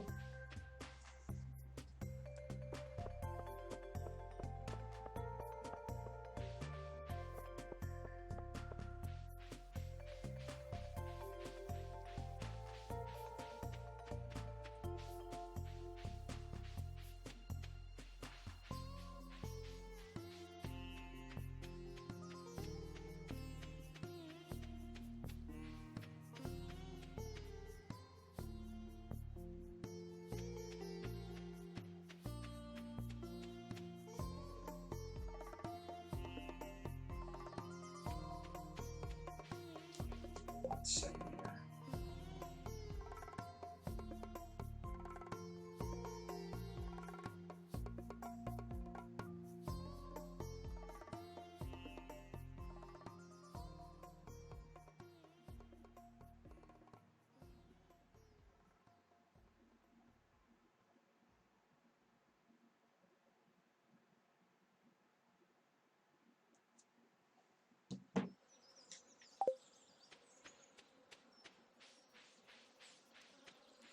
Okay. Hopefully we can get a little further in the mines, maybe find a glow ring.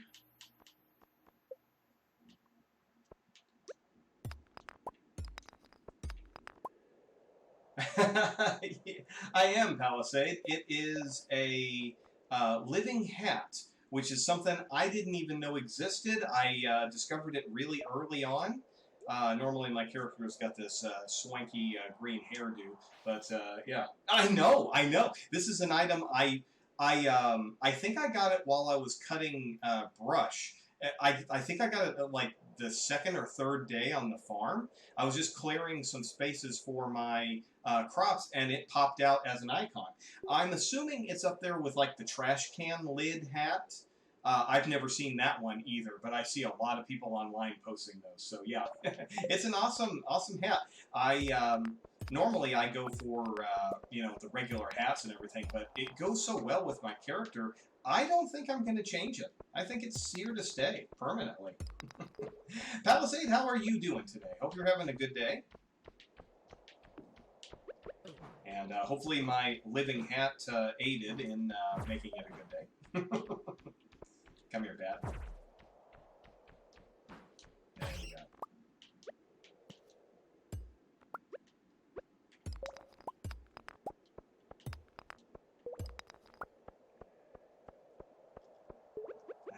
Let's switch these over. So I take it you're a teacher. Sounds like you're a teacher. If not, it's a weird hobby to have, but sounds like a fun one.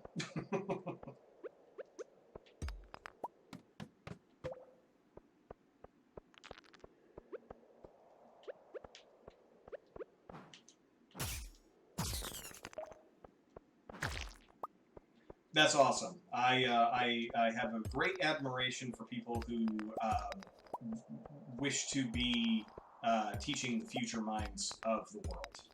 So it's a profession that I think does not get the respect that it should. But I won't get political. But hopefully that means things are going well. Do you have a specific age group that you're shooting for, like high school, middle school, college? What exactly are you interested in? If that's not too personal of a question to ask, I mean.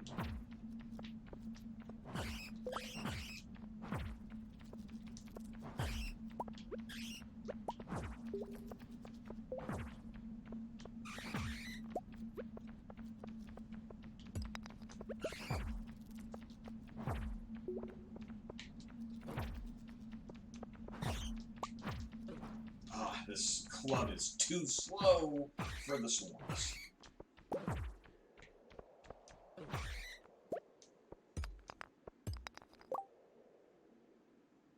That's awesome. It's a great time for science in a kid's life.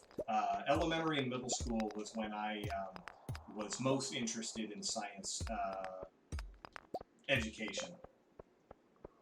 Wow, is that how rare it is? I believe it, because I've never seen it before. I don't think I've seen anybody online posting this one. Maybe I should post a picture of it to Reddit. Go to the Stardew Valley page and let them know, hey, look at the hat I'm wearing. Well, see, I see everybody wearing the trash can lids, and I've never seen that one come across, but yeah, I literally got this like the first week of this new game. I'm only in my first summer, day 8, so I'm still relatively new in this one. Oh, there's the ladder right there. We'll just take it. So yeah, okay, if it's that rare, yeah, I'll take a snapshot of it and post it online. So, but yeah, going with the science and everything, when I was a kid, my favorite shows were Beakman's World and Bill Nye the Science Guy. Awesome, Palisade. Thank you so much for the follow. I appreciate it so much. You are number 67 on my list of followers.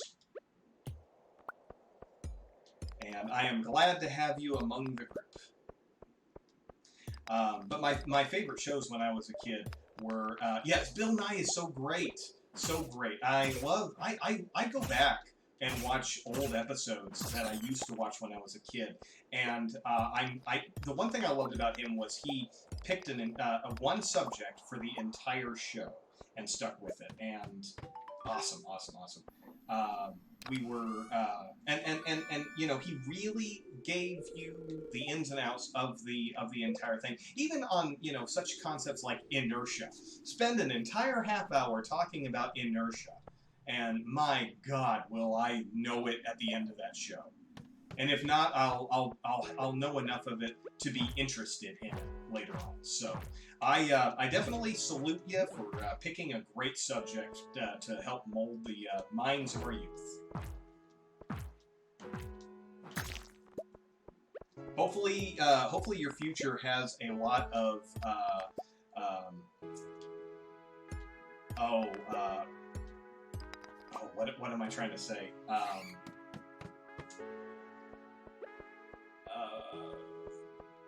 Baking soda volcanoes and all that good fun stuff. That's one thing I always loved with the young science fairs and everything like that. I know, and that's the other thing I like about him. He was someone who educated me as a kid, and as an adult, he's leading the charge for climate issues and everything, and I love that. He's now advanced to the point where he's stepping up and showing everybody you know to continue with the scientific lessons and to not lose all those things that we spent the time learning about. But and that's exactly what he is. He's a great personality who knows how to explain things in an easy to understand way. Oh, I got a frozen geode. I can donate that. That's great. Um, and when you're a kid, you need it. But the thing I always loved about him was he didn't dumb it down. He just made it easy to understand. They were still complex issues, but he made it to where you could understand it. That's a great teacher right there. Yeah, exactly. Um, yeah, because there's unfortunately there's this thing that happens, and we as adults we think, oh well, I'm done learning. No, you're never done learning. Every day you should try to learn something new, and unfortunately that doesn't happen. So yeah, I hope things go well for you. I really do. Just know that I don't know you, but I'm rooting for you. Anybody who wants to go into the teaching profession, I am a big fan of already. So. Um, But also, I don't know. I don't know if you're familiar with Beakman's World. That was another show, but that was more of a wacky, in-your-face Mr. Wizard sort of show, and it was. Oh, you're very welcome. You're very welcome. Uh, Beakman's World was more of a Saturday morning cartoon show, and it was more about rapid fire. Over the course of a half-hour show, he would have multiple topics. Some of them he would go in depth on, and some of them he would just spend little questions on. But one thing I liked about it was kids could write letters, and he would answer them on the show. He had a whole segment where he would answer questions, and he would do rapid-fire simple questions, and then the last one was always something he would go in depth on. But he was very wacky and in your face. His assistants he had a human assistant and then a lab rat. And the lab rat was this guy he was just a regular guy in a rat costume, and he talked with a Jersey accent, a bit of a Jersey accent, and he was Lester the rat, and he was just a guy, and he had the nose, he had the hood, and the rest of it was just a human face, and he was gruff and. Like people take like smokes and roll them up in their sleeves. He had a piece of cheese wedged in there. It was a riot. Great show. If you get a chance, Beakman's World. It was one of my favorite Saturday morning non-cartoons. But I don't know what happened to Beakman. He just kind of disappeared after a while. I haven't heard anything about him. It was crazy. It was off the wall. He was not quite as energetic as Jim Carrey, but he kind of felt like Jim Carrey. Very in-your-face, loud sound effects. The announcer was always jumping in and making jokes along with it. It was very rapid fire for like the kids who have like short attention spans. It was a great show. But it was like he's the wacky guy of science, and then Bill Nye is like, I'm the guy who wears a tie, but I'm still kind of cool too. But very educational. A lot of stuff learned on all of those. Beakman would also show like how to do like experiments that you could do at home. But they would also say things like, don't try this at home, or kids, get your parents to help you with this one. whenever there was like flame involved or something like that. It was a couple of great shows. Crash Course, I'm not familiar with that one. Is that a science program, I assume? Since that seems to be the theme of the conversation now.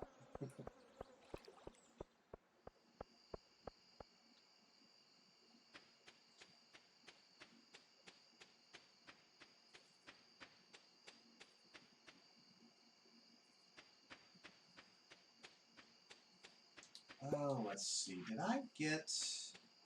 Oh, that's right. I didn't get any... Oh, no, I did. Let's get a couple of iron bars here.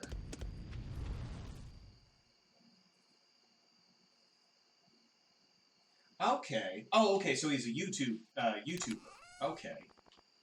And see, and that's another thing that's, I think is kind of awesome is, if you want to do, like, a science show, you kind of can just go ahead and do it yourself. You don't have to wait for a TV channel to pick you up and syndicate you. There's a lot of, I don't know if they're necessarily scientific, but there is a scientific element to it. Oh, I remember what I was going to do. I was going to go donate. There's a few channels that I watch. They're like the hydraulic crushing guy. There's an element of science to it, but not really. But the guy takes stuff, puts it under his hydraulic press, and just crushes the crap out of it. And it's always a riot. I don't know if he is... Yeah, and some of them I just watch and I'm like, oh, that was really fun to watch. One of them, he had it was a canister like this big, and it was just full of candles, and he put a masher on it that had sluice holes through it, and the wax actually sprayed out of those holes and made these long, like, noodles. And it was fascinating to see that actually happen. So I guess in a sense, those guys are like carrying on the tradition of like the Mythbusters in getting people interested in these, different industries, I guess. I don't know if that's necessarily it. But, that guy is able to do that. And, whether he gets sponsorship or not, it doesn't really matter because, it's something that he's kind of doing on his own. Yeah, sure, there's Patreons and crowdfunders and things like that. But, it's kind of a self-sustaining sort of a thing. And, in that sense, it's really great because it's the audience that truly makes the show. Because you don't have, like, some jerk at, like NBC who's like, I don't see the value in this. Why are we spending money on this? Even though it's a highly rated show, some idiot could be like, well, I personally don't like it, so we're getting rid of it. And then everybody writes angry letters, So, in a sense, YouTube has kind of cut that out. I know YouTube has a lot of things. YouTube has a lot of issues in and of itself, but at the end of the day, if you wanted to post something, generally, it's, yeah, exactly. And it's like what I'm doing right now, streaming video games and everything. I would love to be able to turn this into something that could be monetized and something like that. But we're getting there. Slowly but surely. But, no, it's something that the audience is, totally up to. And even if it turned into, I always said that even if it turned into something that, was just something that was able to, support itself. Like, if it were to buy me a video game once in a while, I'd be more than happy with that one because whenever I'm talking with people online about, what game should I broadcast, and I'm always like, I broadcast what I want because I would be playing this game whether I was in front of a camera or not. So I'm like, I might as well just turn on the cameras and see if there's anybody who wants to see. And for a while, I admit, sitting down and watching people play video games, I never thought it would be something that would be a valid entertainment source. But, I've met some really cool people. I have a few regulars, and I love having them come out, hang out for a while, and watch me play. Exactly, and that's exactly how I feel about it. If I'm playing a game that I'm not having any fun with, then it feels like I'm just chasing. It feels like I'm just chasing likes. And yeah, you definitely can notice that. So I'm with you 100% on that one. So if I'm playing it, it's because it's a game that I want to play. Although I will try different games that maybe I wouldn't be interested in, and if it's something that I enjoy, then I just kind of work it into rotation. But sometimes you just never know. Some games catch people's attention a little bit better. Yeah, one of my bigger ones is Jackbox. I like doing a weekly Jackbox roundup and let people play along with that. And that's gotten some of my most attention. But I love playing the Jackbox games. About once a week seems about enough. And yeah, it's just it's really bumped up over the last, I'd say, month and a half. And I just I'm so close to hitting affiliate, and I just need to get my average views up. If I can get my average views up, I'll break that threshold. That's the last threshold that I have. Let's see. Okay, let's sell the grape jelly. Let's go check to see. Yeah, I am strictly 6 to 10 o'clock every weekday. I figure, you know, if I take the weekend off, but that gives me 4 hours of solid gameplay every single day, and I feel like I can stick to that. So, but I've got some big plans for the new year. I need to get some new equipment, and mostly for recording purposes, microphone and everything. But I'm anxious to see what the new year's coming. I used to do just strictly YouTube gaming, but then I got into Twitch, and now I'm kind of doing a bit of a hybrid. I'm doing. I just actually posted my first video on YouTube for a long time. That's video game streaming. I had a.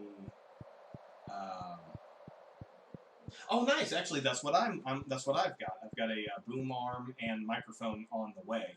I found a great deal online, but the downside is it was a pre-order sale, but it was 50% off, so I couldn't pass it up. So I've got to wait until like the 14th when it actually ships. So I'm definitely looking forward to that. All right, so there's one of my summer crops. Oh, definitely. Because right now, what I have is just an area mic. I'm not 100% sure which device I have that's actually recording. Yeah, that's true. Yeah.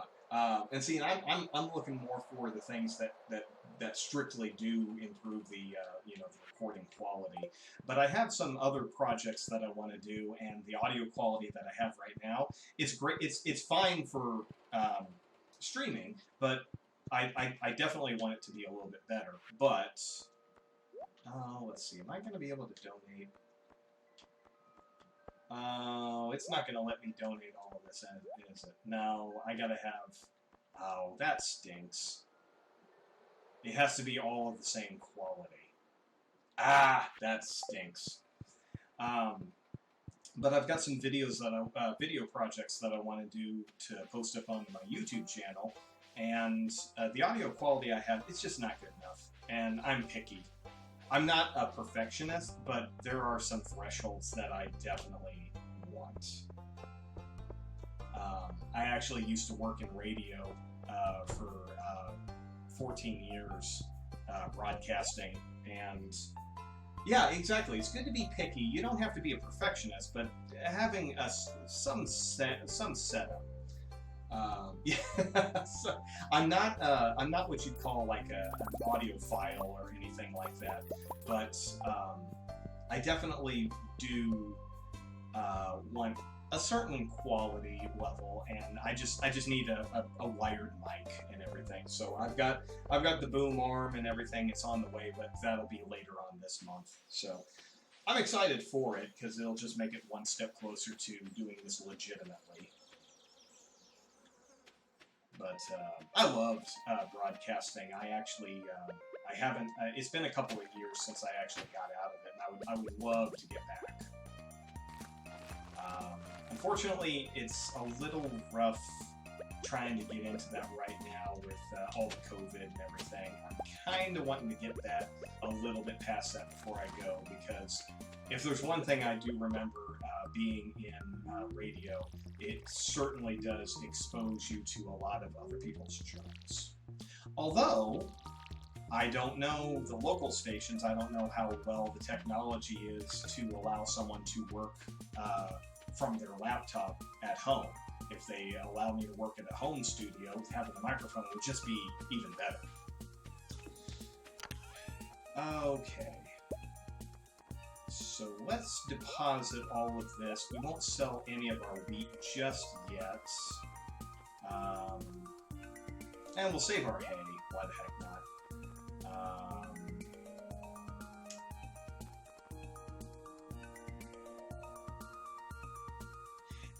Right now we're experiencing a bit of a relapse. They are putting back in mask mandates, but right now in a few places it's voluntary, a few places it's mandatory. Sydney is seeing some small spikes of cases, so they are they're not locking anything down, but what they're telling everybody is if everybody puts on their masks, socially distances, then we won't have to lock down again. But we had a 2-month lockdown and it was rough, but we've been doing pretty well. I'm actually kind of proud of, because right now, the area that I'm living in, it's south of Sydney. We don't have mandatory masks, but I'm still seeing a lot of masks being worn. And I'm always proud to see how people are taking this seriously. And, yeah, so we are seeing an uptick in cases here and there, but I'm not too worried about it, but I'm in a position right now where I don't have to mix with a lot of people. Mostly, we just go out for groceries and not a whole lot of social interaction. I know, and I have so many family members back home where I'm from in the Midwest, and my brother is so frustrated at the people who just flat out refuse to even do the most smallest scintilla of effort. It's, I actually saw somebody online and they said if 2020, and they were speaking as an American, they said if 2020 has taught me anything, it's just how selfish human beings can be. And yeah, it's unfortunate. It's unfortunate because a lot of what people are complaining about wouldn't even have to be necessary if they just took the effort seriously at the beginning. And like where I was at. See, and that's exactly where I was at with the whole thing, but I didn't want to get in it because I was having trouble articulating exactly how I wanted to say that. Because, here in Australia, yeah, we have some selfish people, but more often than not, you see people kind of complying. It's begrudgingly, but they understand that this is for the better good. If you put on the mask, use the hand sanitizer, socially distance, only go out when it's necessary. Now that we're past the holidays, see, and that's where the big spikes were coming from.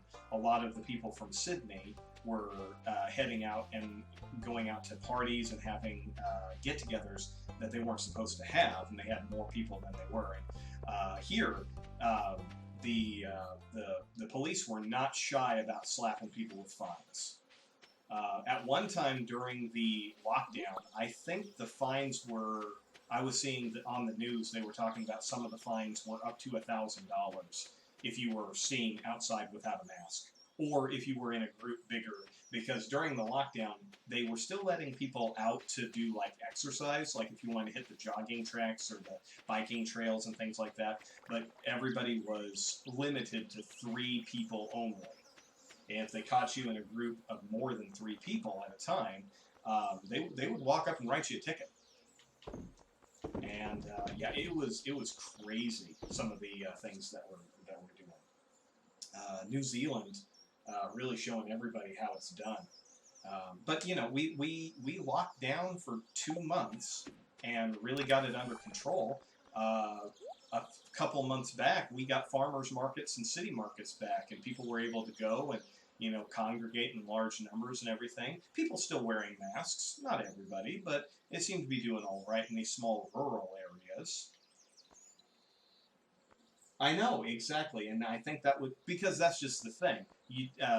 The way I've always said it is, okay, America, you tried it voluntary, now it's time for mandatory.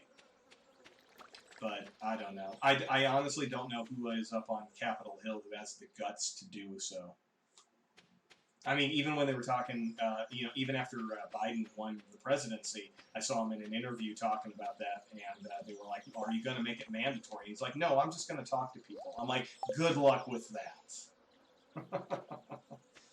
So I don't know. I find it embarrassing sometimes when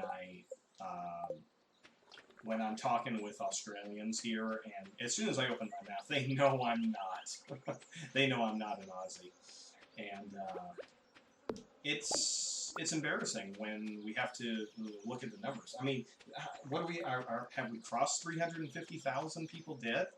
I mean, seriously, at what point did people start realizing that this thing's serious? It's really unfortunate, because it's something that, no matter how hard you work at it, if everyone around you isn't, then you can't win. It's a group effort, and you're only as strong as the people who are dragging you down. Exactly, it is not the same as the flu. But unfortunately, the people who think it's the flu, they're the ones who recover from it, and it's the people who can't get it are the ones who catch it, and that's what's unfortunate. Hey, Garfield Chan. How are you doing today? Good to see you swinging by. Just having a little conversation here with Palisade. And, oh, let's see. Let's do Gatherer. I didn't realize I was getting that close with my gathering skills. So, yeah, talking about just, you know, it's kind of the topic that's always going on. It's unfortunate that there's so many people in America who are making this into a big political deal, and it doesn't have to be. And ultimately, I think that's the big problem is people are turning it into a fight that it doesn't have to be. If they just, you know, for some reason, putting on a mask is going to strip everybody of their rights. Well, you know what? Prostitution's still legal here in Australia. So, yeah.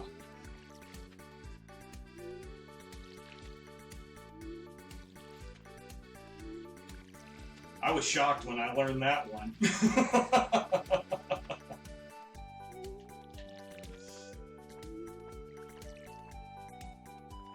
Oh, yeah? Did a no-no thing? I'm hoping that's...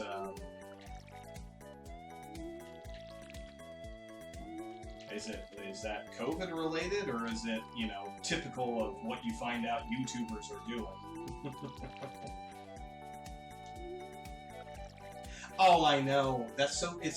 My favorite of the vaccine issues is, oh, they're going to implant you with a microchip so that they know exactly where you are at any time, day or night. Now let me get on my phone and tweet it out to everybody so that everybody knows. Don't get the chip, or they're going to be able to track you.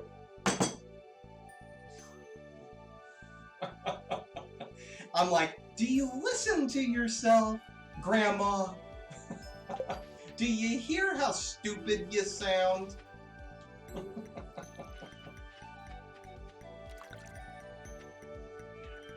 That seems to be a really bad trend.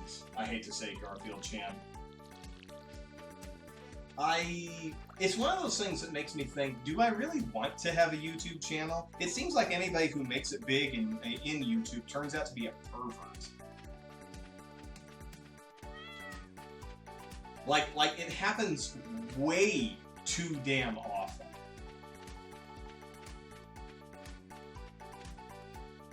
Ooh, pomegranate.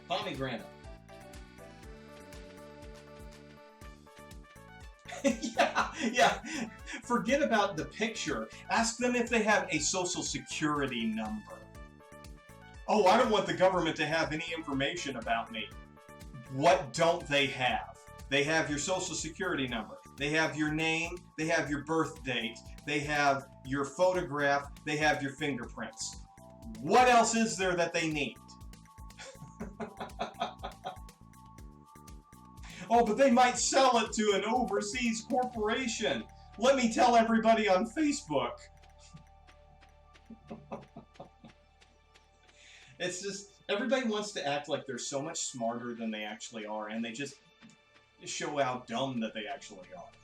And that to me, I think, is the crux of it all. Everybody's scared to death at looking stupid, that they show everybody how stupid they are. You know? Me, I'm like, I'm not on Facebook, you know? But, yeah. Yeah. Right. Now that's always the answer when it always comes time to you know, when the cops are smashing in doors. Well, if you're not doing anything wrong, then what's the problem? But see, now it's they're not obstructing the rights of the right people. Now they're doing it to me, and it's a problem. That's the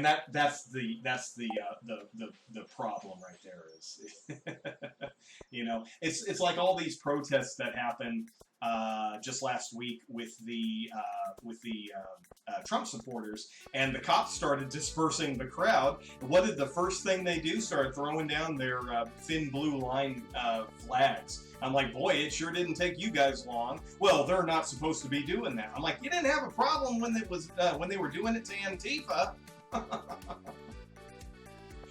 Oh, there's so much irony that is just so lost on the conservative side of things, and it's I want to laugh, but it stopped being funny a long time ago, because now, unfortunately, there's so many people who are involved, and they're really mucking up and causing problems for everybody else. So, unfortunately, for me, it's not funny anymore. It's just, you know, it's come full circle to the, well, we tried to warn you, but you decided that this was okay long ago. Let's see. What can I donate my pomegranate for? I think I have a couple of pomegranate donations. Yeah. Well, I don't want to say. Well, see, I actually left before COVID hit. I actually left just right at 2 years ago, January of 2019. So I left, and then a few months later, you know, about almost a year later, was when this stuff started really starting up. But I don't want to say that Trump being elected was one of my reasons for leaving, but it was definitely on my pro side of leaving. I was like, country thinks that a failed businessman, reality TV host should be running everything. Well, time to leave. But there was more to it than that. I was having issues with healthcare costs and everything, and I was very upset with how kids being shot in school is not something that anything is ever going to happen about. And I was like, no. My wife is actually Australian, and I was like, I have a choice. I can stay in the country that we're in now, or we can move to a different country and try something. And I was like, weighing a lot of options, and I was like, out of the two choices, this is the one I have to go with. And that's. Oh! I have a bottle of wine that's going. I should do the Enchanter's bundle. but I feel like there's a pomegranate. There's another pomegranate issue. I just can't remember which one it is. And I don't want to think of it as fleeing the country necessarily. It's more, I had an option and I exercised it. Because I do feel for anybody who is stuck there, because now it's an issue. It's not a matter of, well, if you don't like it, you can leave. Now it's a matter of, if you don't like it, you're stuck here because we fucked it up for you. And you know, that's not fair to the people who actually do want to leave. Honestly, family is what kept me there longer than I should have been. But after a while, my family started making the decision not difficult for me. But at the end of the day, I had to. When I was having the discussion, my whole discussion was, I've got to take care of my family first. My wife was not happy where we were at. She was a foreigner living in the Midwest.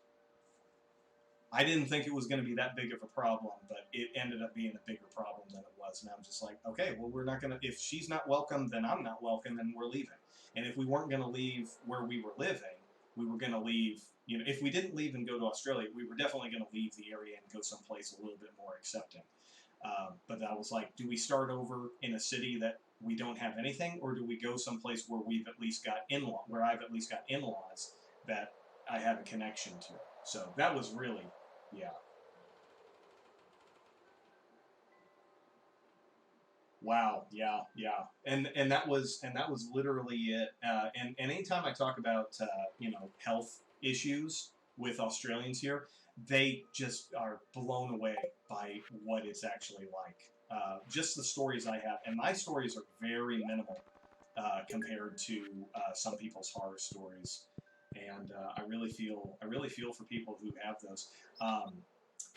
Several years back, I actually came to Australia for a visit, but it should have been a year earlier, because um, it was I had a medical issue and it wiped out all of our vacation fund. It just dropped it to zero. We had enough money to buy a couple of round trip tickets and go to Australia and visit, and unfortunately we had to delay it by a year and a half, because, you know, I had and it was minor. It was so minor, they didn't even give me anything about it. I didn't get any, like, prescriptions. I didn't get any, you know, I didn't get any, like, surgery or anything. It was literally a checkup, and it was so expensive, it wiped out our vacation fund to the point that we couldn't even make the plans. So yeah, we finally were able to build it back up, but it took, you know, quite a while. And when we were here for 2 weeks. And on day number 3, I just looked at my wife and I said, "Why aren't we here?" But the one big one that I had was I was talking with one of my new Aussie friends, and she was talking about, we got on the topic of pregnancy. She has a teenage daughter. Well, she's she's a teenager, and we got talking about you know, pregnancy and everything like that. And my niece had a kid about 5 years prior to that conversation that we had, and because it was so expensive, my niece couldn't pay for it, so my mom, you know, had to pay for it out of pocket, and she's not going to see that money back, unfortunately, because that's just, you know, how expensive it all was. So my mom was not happy about that. She told me how much the cost was, how much she had to spend on that whole thing. And I said to my Aussie friend, I said, "Okay, so you had a kid. How much did that cost you?" And she was like, "What do you mean, how much did it cost me?" I said, "How much did it cost you to go to the doctor and have that kid pulled out of you?" And she laughed, and she said, "It didn't cost me anything." And I was like, "It cost my niece $10,000 about 5 years ago." And her jaw was on the floor. And I was like, "Yeah, not even the buildup. It was literally, how much did it cost to go to the doctor and have that kid removed?" You know, living. I don't want to make that sound like, you know, anything bad about that. But, you know, anytime I talk to an Australian about how much it costs for healthcare and everything like that, they just like, "How the hell do you afford all that?" And I said, "Yeah, Now, take a look at our minimum wage is $7.25.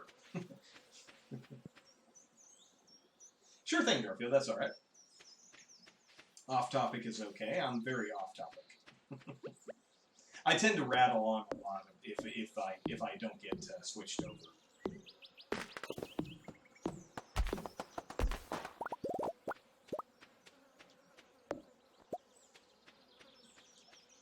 Oh, let's see. I probably.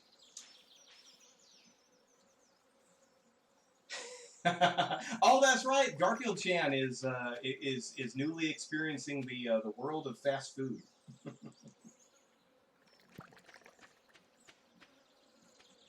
I forgot all about that.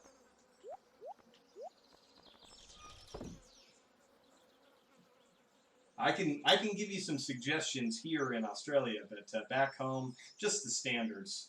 But if I had to pick a good fast food restaurant, I really do like Sonic, as long as they don't rush the onion rings. A good supersonic double bake. No, I'm sorry. Supersonic double cheeseburger. Large order of onion rings and large order of tots with cheese. Oh my god. Throw on. Oh no! Palisade, no! No! No, not Taco Bell. Taco John's. Taco Grande. Never Taco Bell. Oh, Palisade, we just got to know each other and I've already lost respect for you. No, no, it isn't. It is not. No. Oh, Taco Bell is so bad. Oh. Is it? Okay, I wasn't sure if it was a regional thing. Taco John's is so much better. Yeah. Oh, no, no, no, no. Here's how bad Taco Bell is. They have tried 3 different times to come to Australia. They failed 2, and the most recent attempt, I don't think is going to work. They just came back. One of the pilot buildings came in an area near me. I tried it. I'm like, oh my god, this is awful. This is not good. I love Taco John's. At Christmas time, you get the nachos Navidad. They're just green and red tortilla chips piled up with all of the toppings and everything, but I love it so much. Yeah, don't eat at Taco John's or Taco Bell. I will say this much. It's very surprising, but Australia is really doing Mexican pretty well. There's a couple of places. There's Guzman y Gomez, which is, it's not technically fast food, but it is quick. They've got enchiladas and burritos and everything. But what I love is you go up, you just order what you want, pick the meat, your toppings, and then you go down the line. It's really nice. But there's also Zambreros, which is super good. The only thing at Taco Bell that I liked when we went there recently, because Australia does have different food standards and everything, but I thought maybe that might make Taco Bell a little bit more tolerable. But the only thing at Taco Bell that was any good was the cinnamon twists. Those things are pretty good. Yeah, well, okay, all right. Palisade, I will give you back some brownie points for that one right there. for saying that. Oh no, it's Maru's birthday. And I don't have it. Oh, I'm gonna have to take a chance. Oh, a birthday gift. Thank you. Wendy's. Thank you. All right, you're okay. Palisades, you and I are cool now. We're fine again. Wendy's is one of my absolute favorite places. Absolutely, bacon cheeseburger, chicken nuggets. I love their Frosties. There is no Wendy's here in Australia, and I am so sad about that. I do like Burger King for the Whopper. Get a double Whopper. Their onion rings are okay if they cook them completely. Unfortunately, there's too many times at Burger King they will serve up the and they'll rush them. I'm like, if they just left them in for like 30 more seconds, because it's a little bit underdone. Oh, Panda Express. The only problem I have with Panda Express, yeah, Burger King's got some great fries. Panda Express, I have issues with because they are because they always seem so much more expensive than just the regular Chinese places, like the American Chinese places.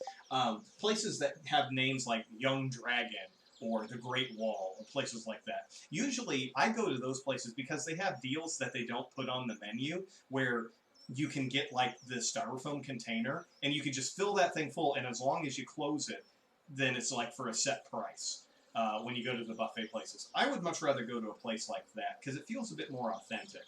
Panda Express feels like high quality slop. It's good, but it just feels like it's more expensive for what you're actually getting, if that makes sense. But yeah, Sonic drive-ins, I love their onion rings. They have the best onion rings, but they're always best if they're left in just a little bit longer. Not burnt, but just a little bit longer than they should normally get cooked. Then the batter starts crunching up and everything. Oh, it's so good because they double batter their onion rings. God damn, I'm getting hungry. I might have to cut this out early and get myself a late night meal. Oh! Let's make some grape jelly. Let's see, what else was there? What are you guys' opinion of White Castle? Have you ever had White Castle? And if you have, what do you think of it?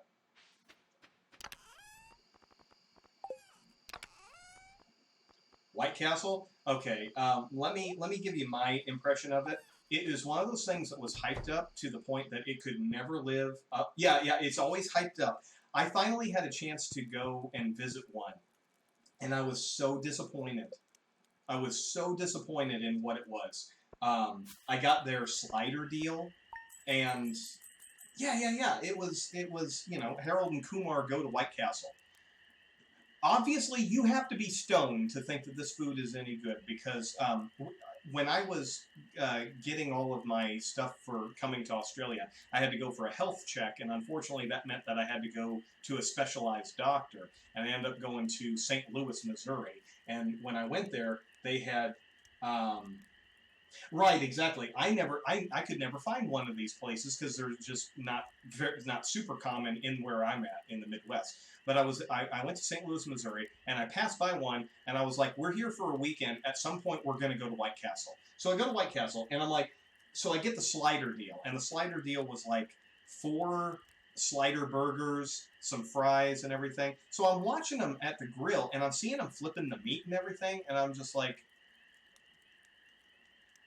that can't be what the burgers are made of. No, that's got to be something else. So they had the onions and everything on the grill, and they were looking good. So then I'm watching them as they're making the whole thing, and the meat is just these tiny little slivers, like, I don't know, like two credit cards stacked on top of each other, that width. It's just a slider bun, a little bit of meat, and stacked up with these onions, and a little bit of cheese. I thought it was going to get like a ground beef patty, like, thin, but no. It's like thin shaved meat. And it's not that good. I mean, it's not bad, but there's nothing to it. Raising Cane's. Now, a buddy of mine is all about Raising Cane's. Yes. That is one. A buddy of mine, he goes around to all over and travels all over the place, and he's always going to barbecue places. But Raising Cane's is one, and yes, he contests. He absolutely gives his ringing endorsement behind that one, and I would definitely trust him. He is a not fast food, but he doesn't mess with bad food. If something's bad, he will say it. But he is big about Raising Cane's. I've never been myself, so I can't attest to it. Arby's is okay if you want deli sliced meats, but they want to put that horseradish on everything, and I'm not a big horseradish fan. That might be the vomit smell, the horseradish. I've never heard it described that way, but yeah, that makes sense. Yeah, they got that Arby's horsey sauce, which sounds horrible. Yeah, let's put some horsey sauce on this. But Hardee's, yeah.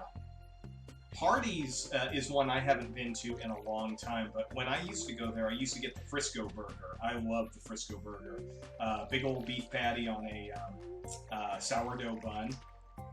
Oh my god, Steak and Shake. Yes, I haven't been to Steak and Shake in forever, but I used to go to one where I was at. Yeah, Hardee's. I love Hardee's curly fries. Hardee's curly fries are friggin' awesome. Steak and Shake is really good, but my problem with Steak and Shake is it is so salty. If you don't mind really, really salty food, Steak and Shake is just fine. But I like the Steak and Shake ambiance. When you go to that, you know, they got the old diner feel and everything, and I like the layout of their places. Yeah, Carl's Jr.'s and Hardee's are basically the exact same thing. Where I was at, it was always Hardee's. Let's see, what else? But, yeah, going back to Wendy's, I miss Wendy's so much. There is no Wendy's here in Australia, and there's nothing close to it. I can get some good, oh, the luau. Oh, shoot. Do I have anything to donate to the luau? I don't think that I do. Well, I got a spring onion.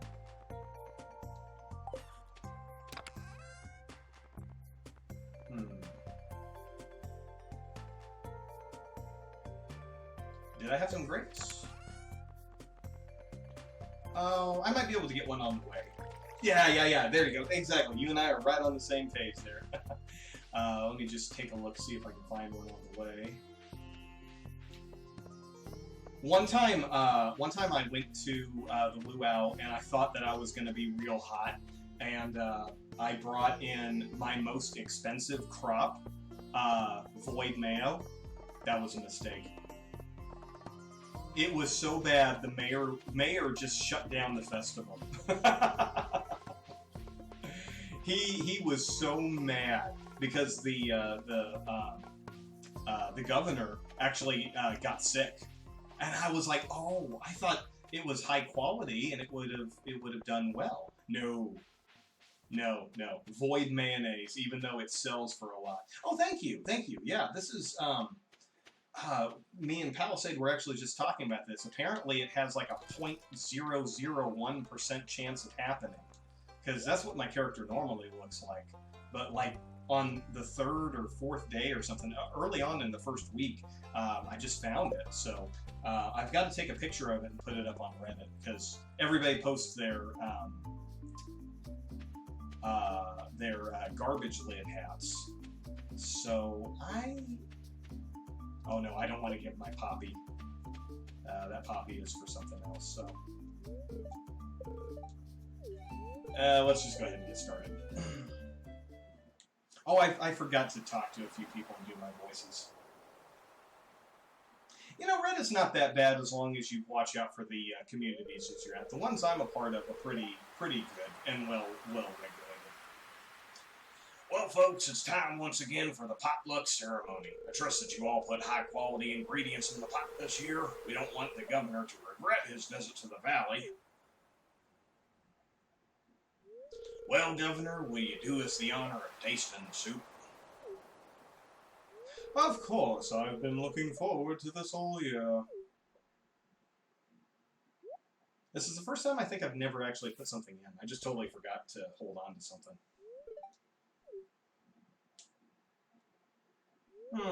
Well, it's not bad, but it's missing something. Did everyone in town contribute an ingredient to the soup? I feel like it's missing someone's unique voice.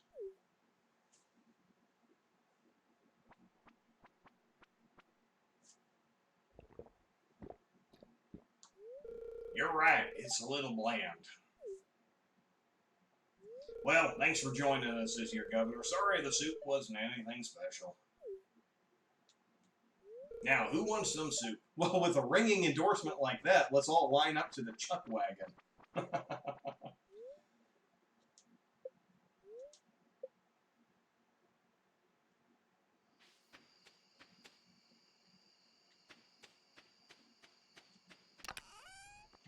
Okay.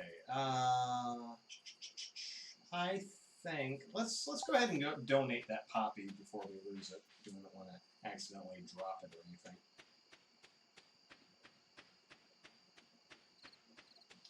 Subway's not too bad. I don't know if they have it in the States, but here, where I'm living, there's a bigger Middle Eastern community, so they've made a smashed falafel roll.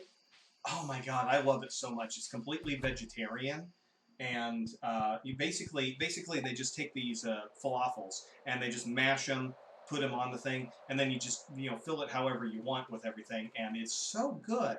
Normally, I usually go for the sweet onion chicken teriyaki, but I don't know if they have that in the States, because when I left, I didn't see it, but I don't know if it's a new thing. But yeah. It's a smashed falafel roll, and my god, it is so good. They also have a tzatziki sauce that goes along with it, and it really is nice. It's when I'm looking for something light, it's a nice change from really greasy fast food.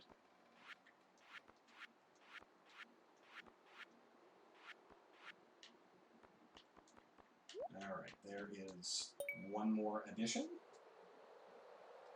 Well, like I said, where I was at in the city, there's a lot of Middle Eastern communities, and oh my God, Middle Eastern food. Oh, I never knew what I was missing living in the Midwest and missing out on that, because most of all you had was like American fast food chains and Chinese food and pizza places. That's about it. But I am so in love with kebabs. Doner kebabs. Oh my god, never knew how much I wanted a doner kebab in my life. I don't always get cravings for them, but they are so damn good. You go to those places where they got the giant column of spinning meat, and they just take the shave device and they just right onto your sandwich and everything. Oh my god, I love the whole presentation and everything.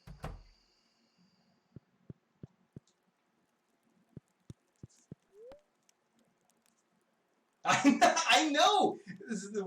It's a topic that I'm getting hungry too, and unfortunately I had a big lunch, so I was thinking I wouldn't have to have anything for dinner. But yeah, I'm definitely needing to have something before I get after I get done broadcasting. Thankfully, I've got just under an hour, so I think I can make it. And you only ate 3 things today. Well, what 3 things? It better be important. If you're only going to eat 3 things, then it should be something that's worth your time. I actually had kind of a light day myself.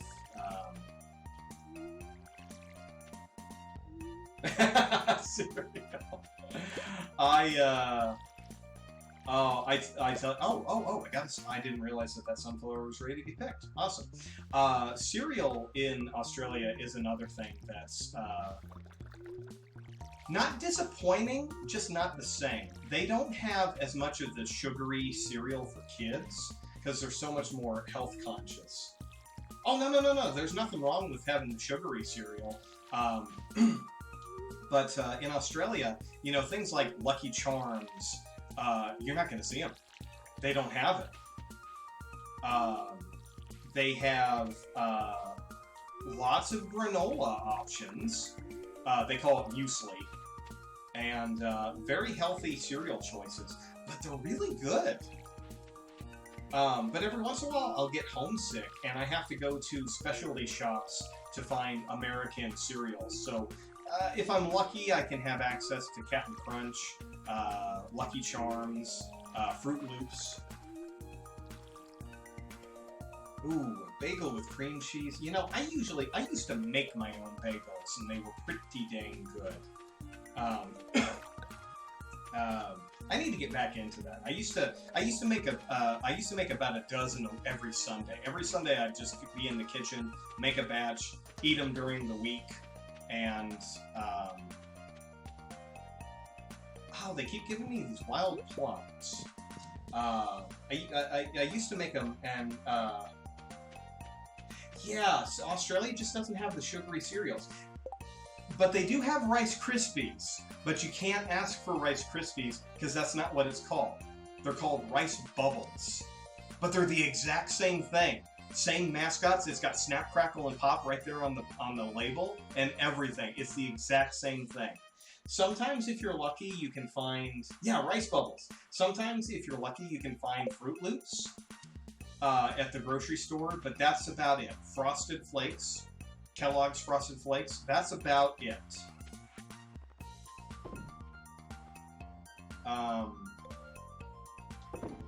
So it's not terrible, but if you want like the traditional sort of things, Captain Crunch, Lucky Charms, and things like that, you have to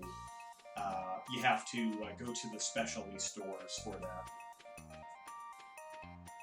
All right, Palisade, thank you so much for hanging out. Thank you for making me hungry and reminding me of some of the things that I don't have access to here in the fast food. And most importantly, thank you for being my latest follower. I really appreciate it. Good luck with the lesson plan.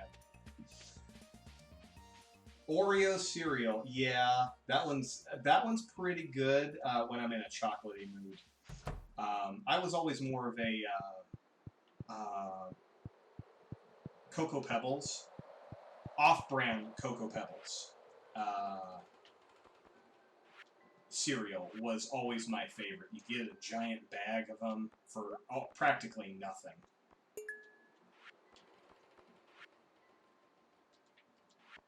Okay. Let's see, what else is there? But they have a lot of the granola cereals, and they're really good, actually. There's this one, it's a granola, and it's called Apple Pie. Oh, it's so good. It's got little chunks of apple in it, mostly granola. So it's like a crumbly granola bar that you just pour milk over and everything. It's really good. I always have a bag of that in the pantry. Oh, it's Friday. I gotta go check the traveling merchant. Now that I've got a few $1,000s worth of spending, hopefully they have something of value for donation.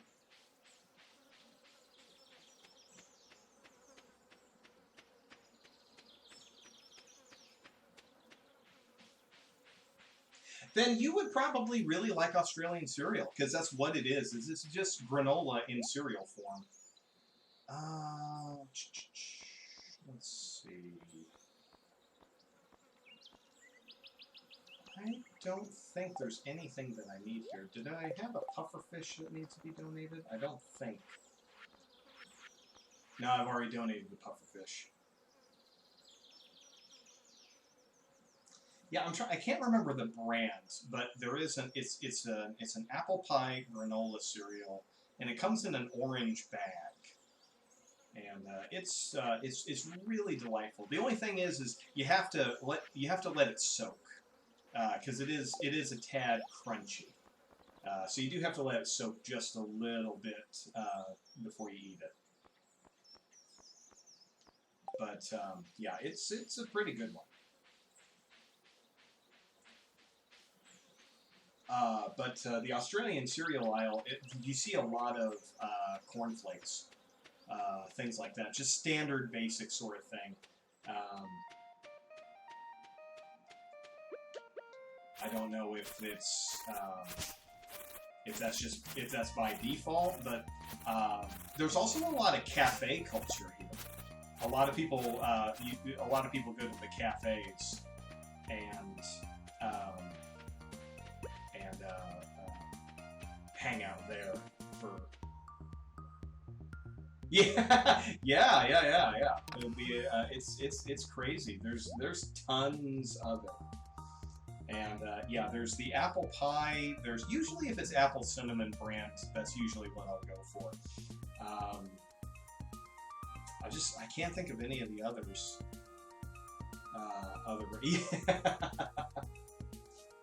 Well, hopefully it's something that you like. If you like granola, yeah, I think you'd like this, all right.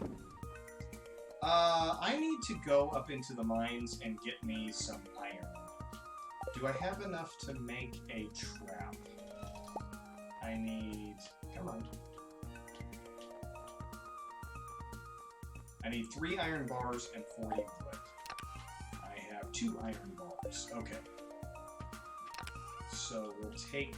Let's get rid of that, and we'll take the club, and... There we go. Alright, let's head up to the mine. And see if we can get some iron. I just need 5 pieces of iron, but we'll try to get a bunch more than that. Oh, now I find some bricks.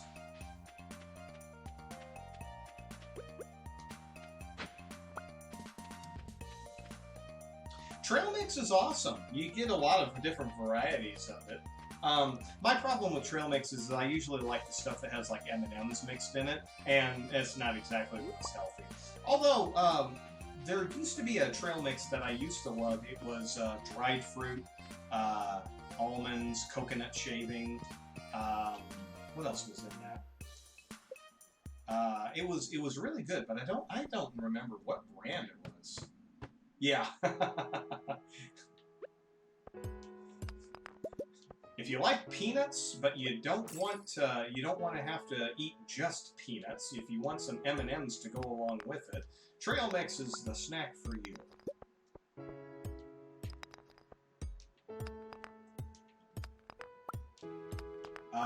Yeah, usually whenever I'd go on camping, I would take those because they just kept so easily. Yeah, there was one that I had. It had little tiny chocolate chips in it, but there was big coconut shavings, almonds, cashews,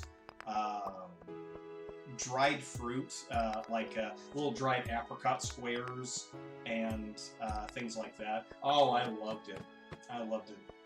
It was a really great sort of snack, but honestly, there was probably... I never really looked at how much sugar was in it. It probably was not a healthy snack.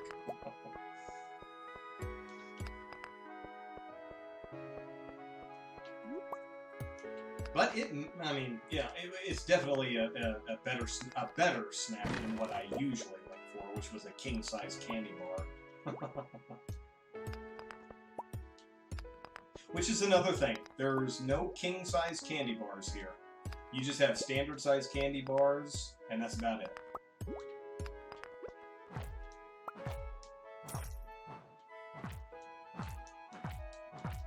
Oh my god.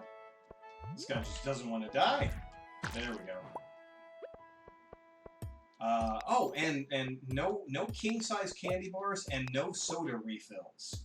If you order a soda, you get 1 soda. I see a lot of Americans are really put off about that when they find out that you can't just keep refilling your soda. No, you do not.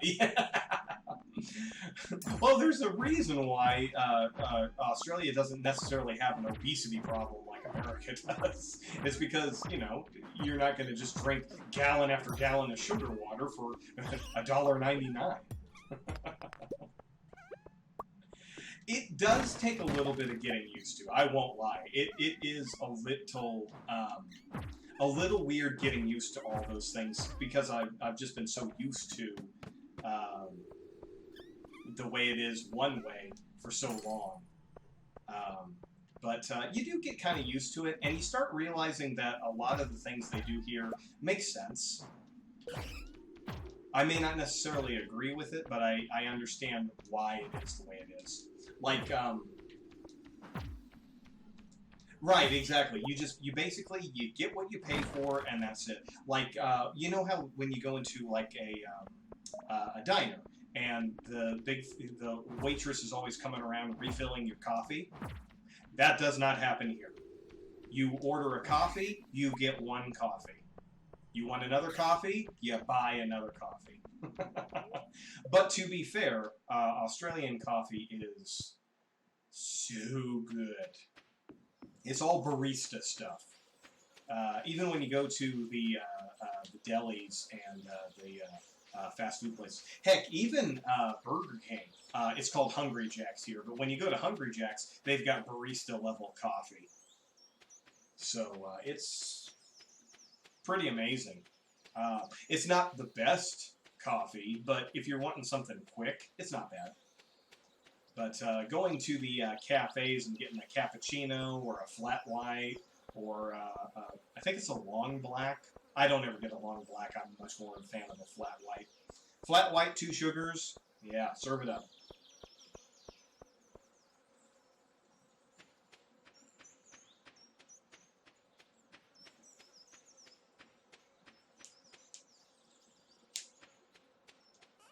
Alright, we'll sell you, and we'll sell you. And we'll keep everything else except for what we're donating.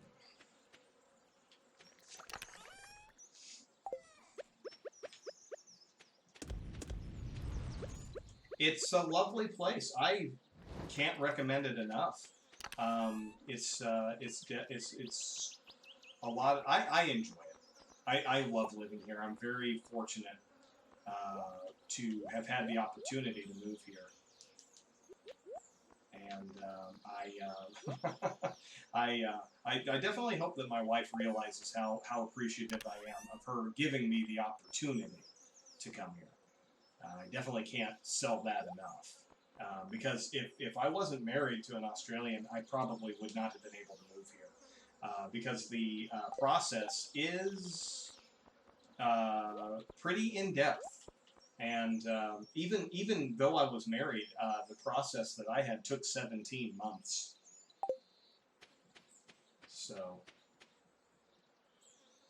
you know what? I'm going to downplay the spider thing. I've been here for just shy of 2 years. My 2-year anniversary is coming up in just a couple of weeks of when I moved here. I've been here for 2 years. I've only seen one dangerous spider that might put you in the hospital. But it ain't going to kill you. They're not as bad as you think. The huntsman spiders, yeah, they're big, but they're harmless. You want them in your house because they take care of the cockroaches. The cockroaches are like this big. I'm exaggerating, no, but the cockroaches are huge. So the huntsmen will kill the cockroaches. But the redback spider is the most dangerous spider I've actually seen in person. Not counting the zoo. The redback, you probably should go to a hospital to get checked on, just to make sure, because it can cause some issues depending on the severity of the bite. But you're not going to be in any trouble with that one. There's the funnel web spider. That's the one you want to watch out for, because they're aggressive and nasty. But I've been here for 2 years, haven't seen a single one. The snakes and everything, haven't seen any of them. I don't think I've seen a single snake since I've been here. I've seen a lot of lizards. Those usually get me because I'm not used to lizards. But when a lizard darts out, not really. Most of the spiders kind of keep to themselves. The biggest problem with redback spider is they set up in places that will get them a lot of bugs. And unfortunately, a lot of times they're in your shoes, or they're underneath the faucets, or they're in the corner of the house or something like that. But they're a web spider, so they're going to set up shop and try to catch bugs. So, you know, you just got to kind of watch out for them. You know, when you go to put on your shoes, just step on the tops of them. You know, if there's anything on the inside, just mash them up. It'd be fine. It's really not that big of a deal. It's very overblown. To be honest, I'm more fearful of the magpies. Nobody ever talks about the magpies. Those guys will take your eyes out. During mating season and breeding season, oh yeah, you don't want to mess with the magpies. They will mess you up. But I've been through neighborhoods where it's nothing but magpies, and I'm like, I'm cool, I'm not here to mess with you. Don't attack me. Magpies, they're large black and white birds, and they are territorial like you wouldn't believe. If you're in an area where there's magpies, they will get you. They're not normally aggressive, but during mating season, they can be a problem. But there's just, if you want to, go to YouTube and type in magpie attacks. I'm much more hesitant around magpies than anything else. But nobody ever talks about magpies. That's why I think it's so funny. It's like, it's such a misguided fear for, yeah. It's all one word. Yeah, but that's it. Magpie. Just make it all one word, and you got it. Yeah. But, yeah, type in magpie attacks. Yeah, you'll see. You'll see. I'd much rather deal with a spider than a magpie. Spiders are kind of easy to avoid. A magpie, if it wants to take you down, it's not going to give up. There's a video of this kid riding his scooter down the sidewalk, and he's screaming bloody murder as this magpie keeps trying to take him down. People wear special, when they're riding their bikes, they wear special helmet apparatuses that keep the magpies at bay.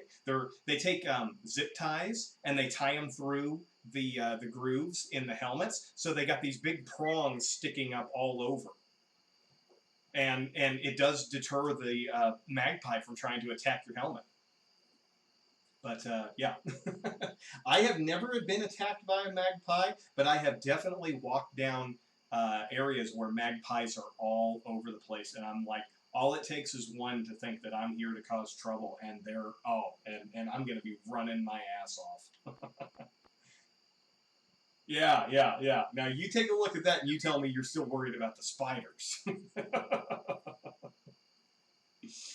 Okay. Okay, I think we're finished for the day, so let's swap out our tools.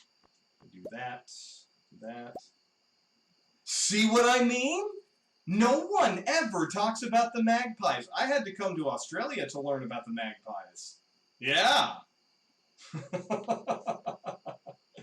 They will mess you up, and it's not even a joke.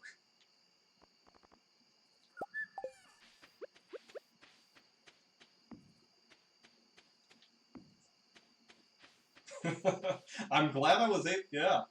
Oh, they're a great bird, and I love the sound that they make. They have this weird robotic sort of warble that they do, and it's very cool to hear them. And most of the time, they're very fine. They're fine. But during when it's mating season, you'll see signs put up that people will warn you if there's magpies in the areas. Mostly they're docile, but yeah, exactly. Yeah, they got a woo-hoo sort. I can't imitate it, but it's almost like auto-tune. Like the bird's been auto-tuned, and it sounds really cool. But you know, they're not a bad bird by any means, but they are aggressive during mating season and nesting season. Noisy miners. That's another bird that's a pain in the ass. They're not so much attacking, but they're the type of bird that that will bitch at you while you're walking down the street, and they will chase you off by screaming at you. They are so annoying. No one ever told me about the noisy miners.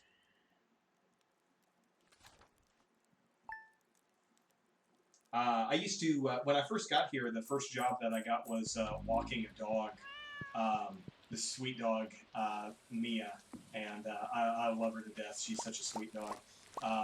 But the neighborhood, Initial Butler, hello and welcome to the show.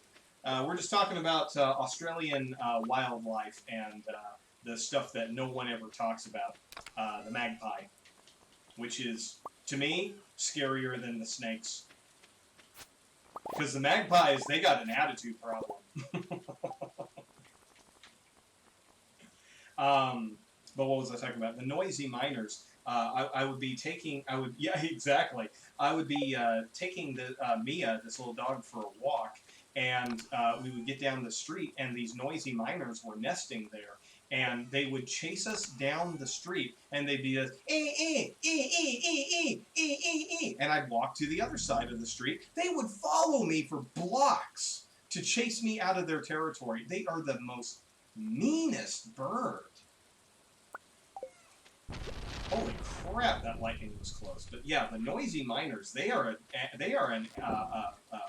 a bird with an attitude problem. I've never, but they'll dive bomb at you and click at you. They'll dive bomb and click. I've never been hit by one, but I've had them fly past my head and pop their beak at me. And it's very weird. You don't expect it to happen. Yeah. Yeah.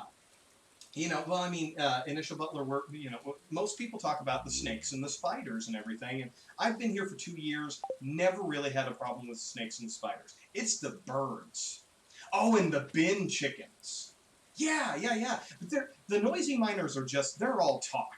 You know, they're the big badass on the street. You know, they're like, you know, and I always joke that when I'm walking down the street and a noisy miner, they literally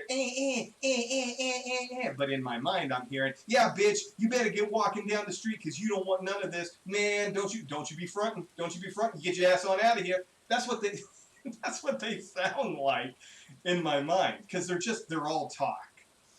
But then you got the bin chickens. I love the bin chickens. They're not an aggressive bird unless there's food.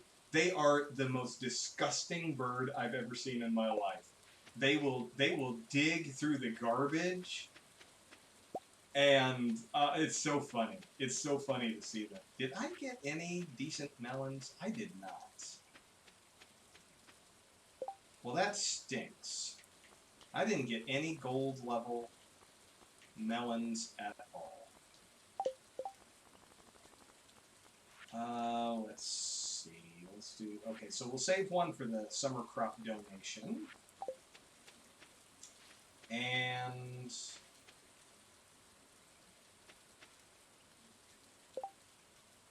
yes.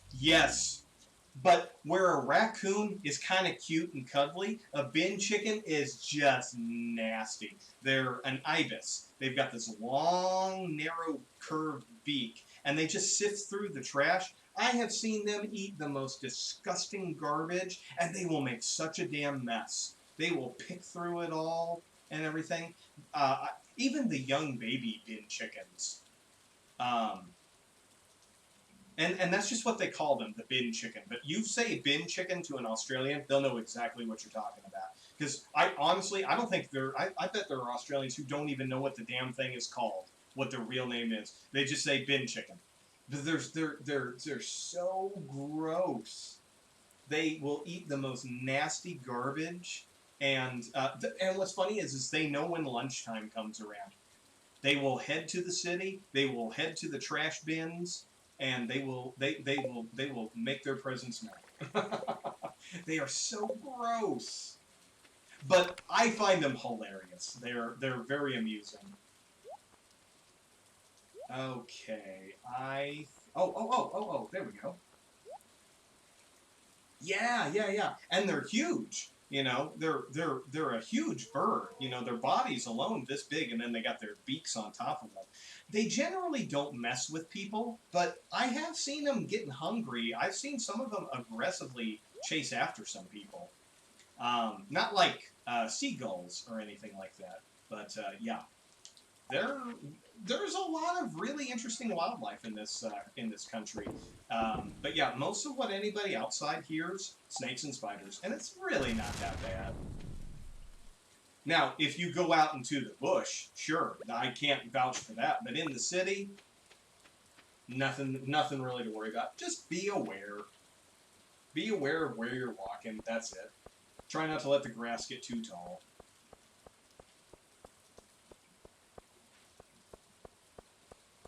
There is a great video about the bin chicken. It's done like David Attenborough style narration. And they're like, the bin chicken. One of Australia's most delightful birds goes to the trash bin. It's so funny. Oh, awesome! Thank you. I'm starting to get new content on there again, so it's actually starting to get there. So I appreciate the support there. I've got some new projects that I am working on, but it's I'm kind of doing an all over sort of thing, but a little bit here, a little bit there. Slowly but surely we'll get there. Hey, Initial Butler, good to have you back. So we were talking about the bin chicken. Do you know what the bin chicken is?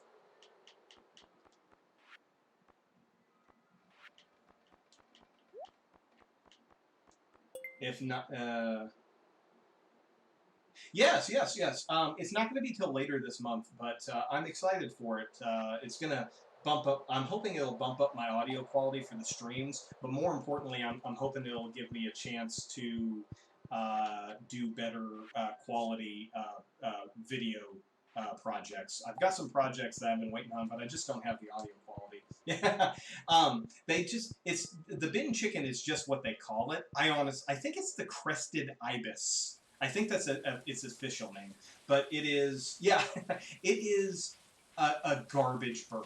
It will dig through the garbage. It has learned how to live exclusively off of garbage. Like this bird will suck down garbage juice from the bins. It's such a nasty bird. But I love seeing them because they are a product of the city. We have the seagulls, but no, the bin chickens they're not as aggressive. They're a little bit more passive, but they're these big white birds with long black beaks, very narrow, curved, and everything, and they just pick through the trash. They're so nasty. Like if you throw away like a half a hamburger, they will go to the damn trash, sift it out, find it, and they'll eat half the bag too. They're just gross. Oh yeah, yeah, yeah. Look it up. There's a great parody of David Attenborough talking about the bin chicken. It's so funny. Um, I'm sure you being in the UK know David Attenborough. There's somebody who did like uh, the planet videos that David Attenborough narrates, and they did the bin chicken, and it's very professionally done, but it's all done by comedy, and it's a great parody of David Attenborough, and but it's all about the bin chicken. I watched it before I got here, and my wife, who's Australian, she was like, "Yeah, this is 100% true." And I'm like, there's no way that this animal is that nasty." And she's like, "Okay." We got here, and when we came here for a visit, I saw a bunch of bin chickens. I'm like, "Oh my God, they're beautiful!" And she's like, "Honey, those are bin chickens." I'm like, "That's a bin chicken? No, these are beautiful, graceful, majestic." Oh my God, he just tipped over the trash can. Oh no! Oh, he's covered in butter chicken sauce. No. Oh, it's so gross, so grody, such a nasty bird. So, I'm trying to think if there's anything else weird. Oh, do you guys know what a quokka is? Quokka. Quokka.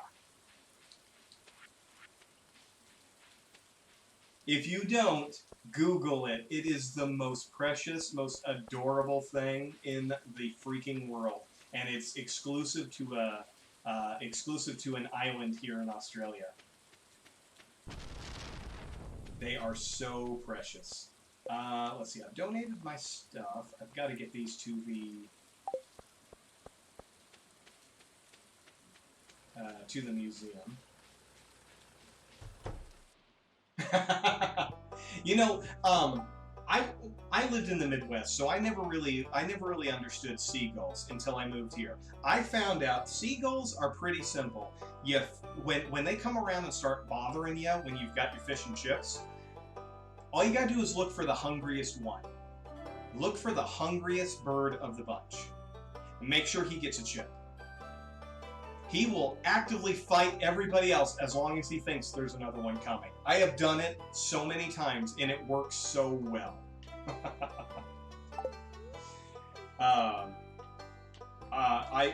I did it one time, and I thought it was so funny, and then I did it again. I'm like, my God, this really does work. Exactly, the Hunger Games. But he has to think that he's going to get another chip. So you might have to try to single him out another one. But I have had groups of them, and it's like the other ones come up, and the one that gets the food chases them off, because now he knows food is a reality, and maybe if he keeps fighting everybody off, because now he's got the taste for it. So I always save a little bit of a chip, just waiting for him, so in case he starts getting slack in his duties, I'll toss him another one.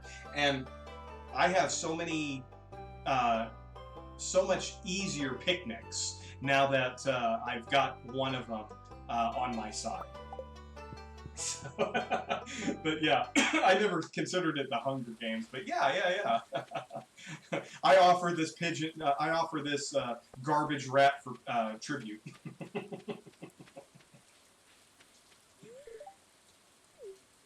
Oh, let's see. It's Saturday. It's midday. I really haven't done anything. Let's go up into the mines. Actually, how much iron do I have? Can I get my pickaxe upgraded?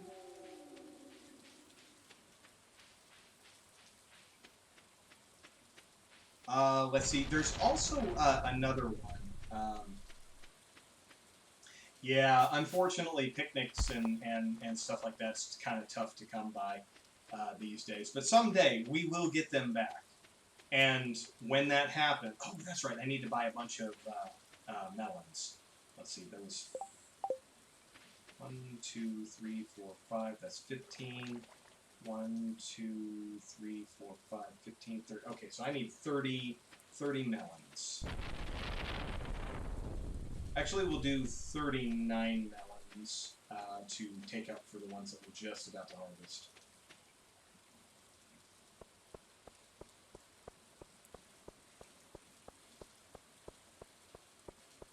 Yes, tomorrow is Wednesday, so tomorrow is Jackbox Wednesday. So, what did I say, 39? Yeah. So, yes, absolutely. I will be ready to go for that. Very excited for that. I have a friend of mine in real life might be stopping by. Well, digitally, of course, and playing along, but we'll have to wait and see about that. But yep, I plan on Jackbox Wednesday being a staple for the very near for the next foreseeable future. Well, hopefully. I've actually been kind of resetting my laptop every few days, and that seems to be doing all right. Exactly. Jackbox brings them in, and I don't normally see a lot of repeat people come by, but that's how you get them to the show. Okay, I only have 3 iron. Let's put the bait away, and the sickle, because I don't need that for harvest anymore.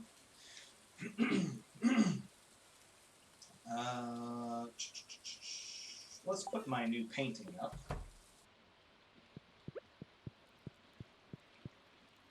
Right there, that looks delightful. Alright, it's 3 o'clock. We got some time to go up into the mines. We'll take that, and... oh, wait. Yeah. We'll keep the copper hoe. Okay, let's go get some iron so that when we get a rainy part of the season, we'll be able to get our watering can upgraded. Oh, that's cute. That's a good idea, actually. Yeah. Fortunately, yeah. Fortunately, the regulars come by often enough the people that I consider regulars are come by often enough that I tend to remember the names and everything. But that's not a bad idea, labeling them so that they're easier, or at the very least writing down the names so that you can kind of keep track of them. Alright, so let's get as much iron ore as we possibly can here.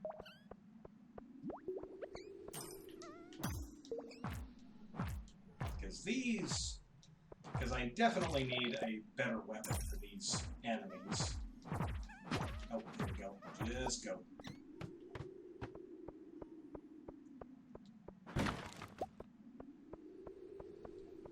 But I tell you, Initial Butler, if you get yourself a webcam, I think you've got the vocal part down. I think people just like to have that visual to go along with it.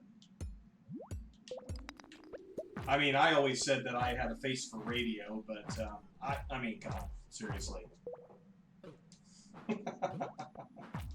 I mean, I know we all can't look as good as I do, but I'm not sure where I was going with that one. But yeah, I always come off a lot more cocky than I thought. But I've never had much of a style. I've always been kind of basic. Before I got started in my Twitch channel, I was actually gonna do something weird with my hair, and I was like, do I want to get like a weird color I've never done? And I'm just like, you know what? That's not me. That's just not me.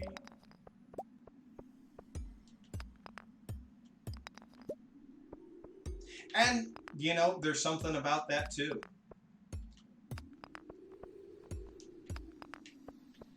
Having a little bit of mystique to go along with it, there is something to that. But, yeah, unfortunately, I don't get a chance to listen to you as often as I can, but I do think that you've got a good rapport. I think you've definitely got a lot of... maybe I actually had a basic... I think with a little bit more practice and a little bit of broadcasting skills, I think you could really pull off a really good broadcasting voice. I have, and I don't say that just blowing smoke or anything like that. When I was working in radio, I was basically in charge of all of the part-timers, and these were high school kids. And some college level, and it was my job to see if they had any potential to become actual employees. And if they couldn't get it, we just had to go with another part-timer. But oh, sure, absolutely. I think small promoters or small streamers and everything should definitely pass everything around and let everybody know what's going on. You have definitely sent people my way, and I absolutely appreciate that. Whether or not they have seen me live, I don't know, but that's, if people see me, the videos that are posted later on, that is just fine in my book. It's still numbers. Honestly, I get thrilled when I see my videos on Twitch and the numbers keep going up after a couple of days after they've been posted. That's right, exactly. That's why I'm like, I'm anxious to at someday maybe get in with a network of people and really work on. I don't know what if it would be like what the terms would be or something, and I don't know if there would be somebody to take charge who kind of knows what's going on, but I think that would be really cool. To get in with... Oh, Garfield Chan, thank you so much for coming by. Go get yourself some granola cereal and tell me what you think of it. Especially if it's Australian brand. Garfield, it's always a pleasure having you come by. So, absolutely, Garfield. Hopefully we'll see you tomorrow for some Jackbox gaming. But yeah, I think it would be really cool to get in with a network of people who do this on a regular basis. A group of people who are like-minded and are able to, cross-promote and maybe make like a network of coordinated efforts and everything like that. I might be, you know, grandiose in the ideas, but I tend to think a little bigger than I probably should. But it's fun to think about the possibilities anyway.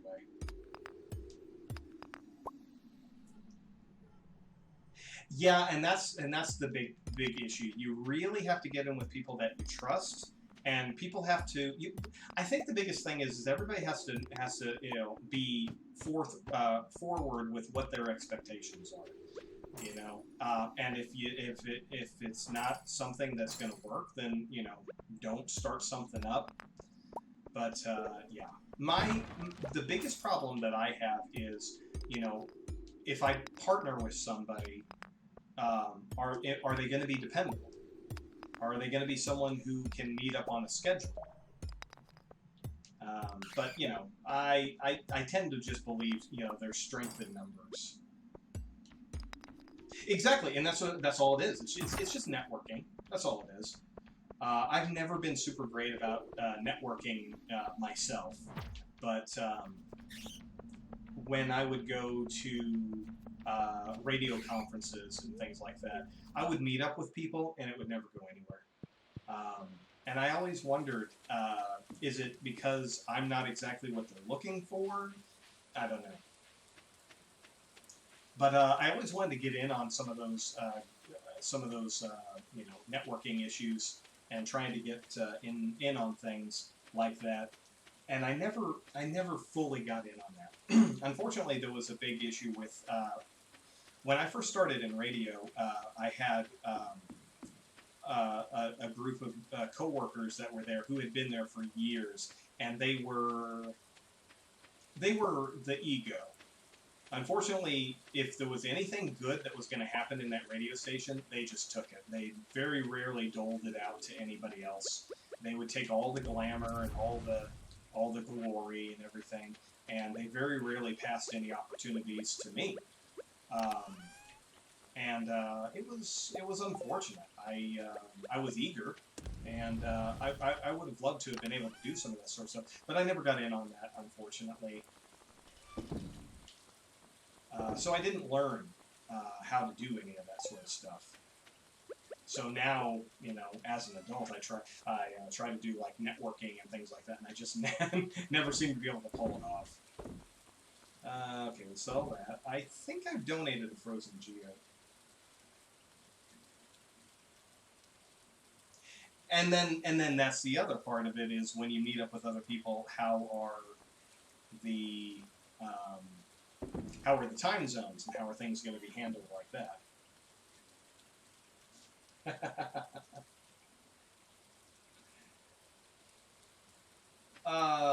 Let's see. Oh, oh, you meant on my clock. Oh, geez.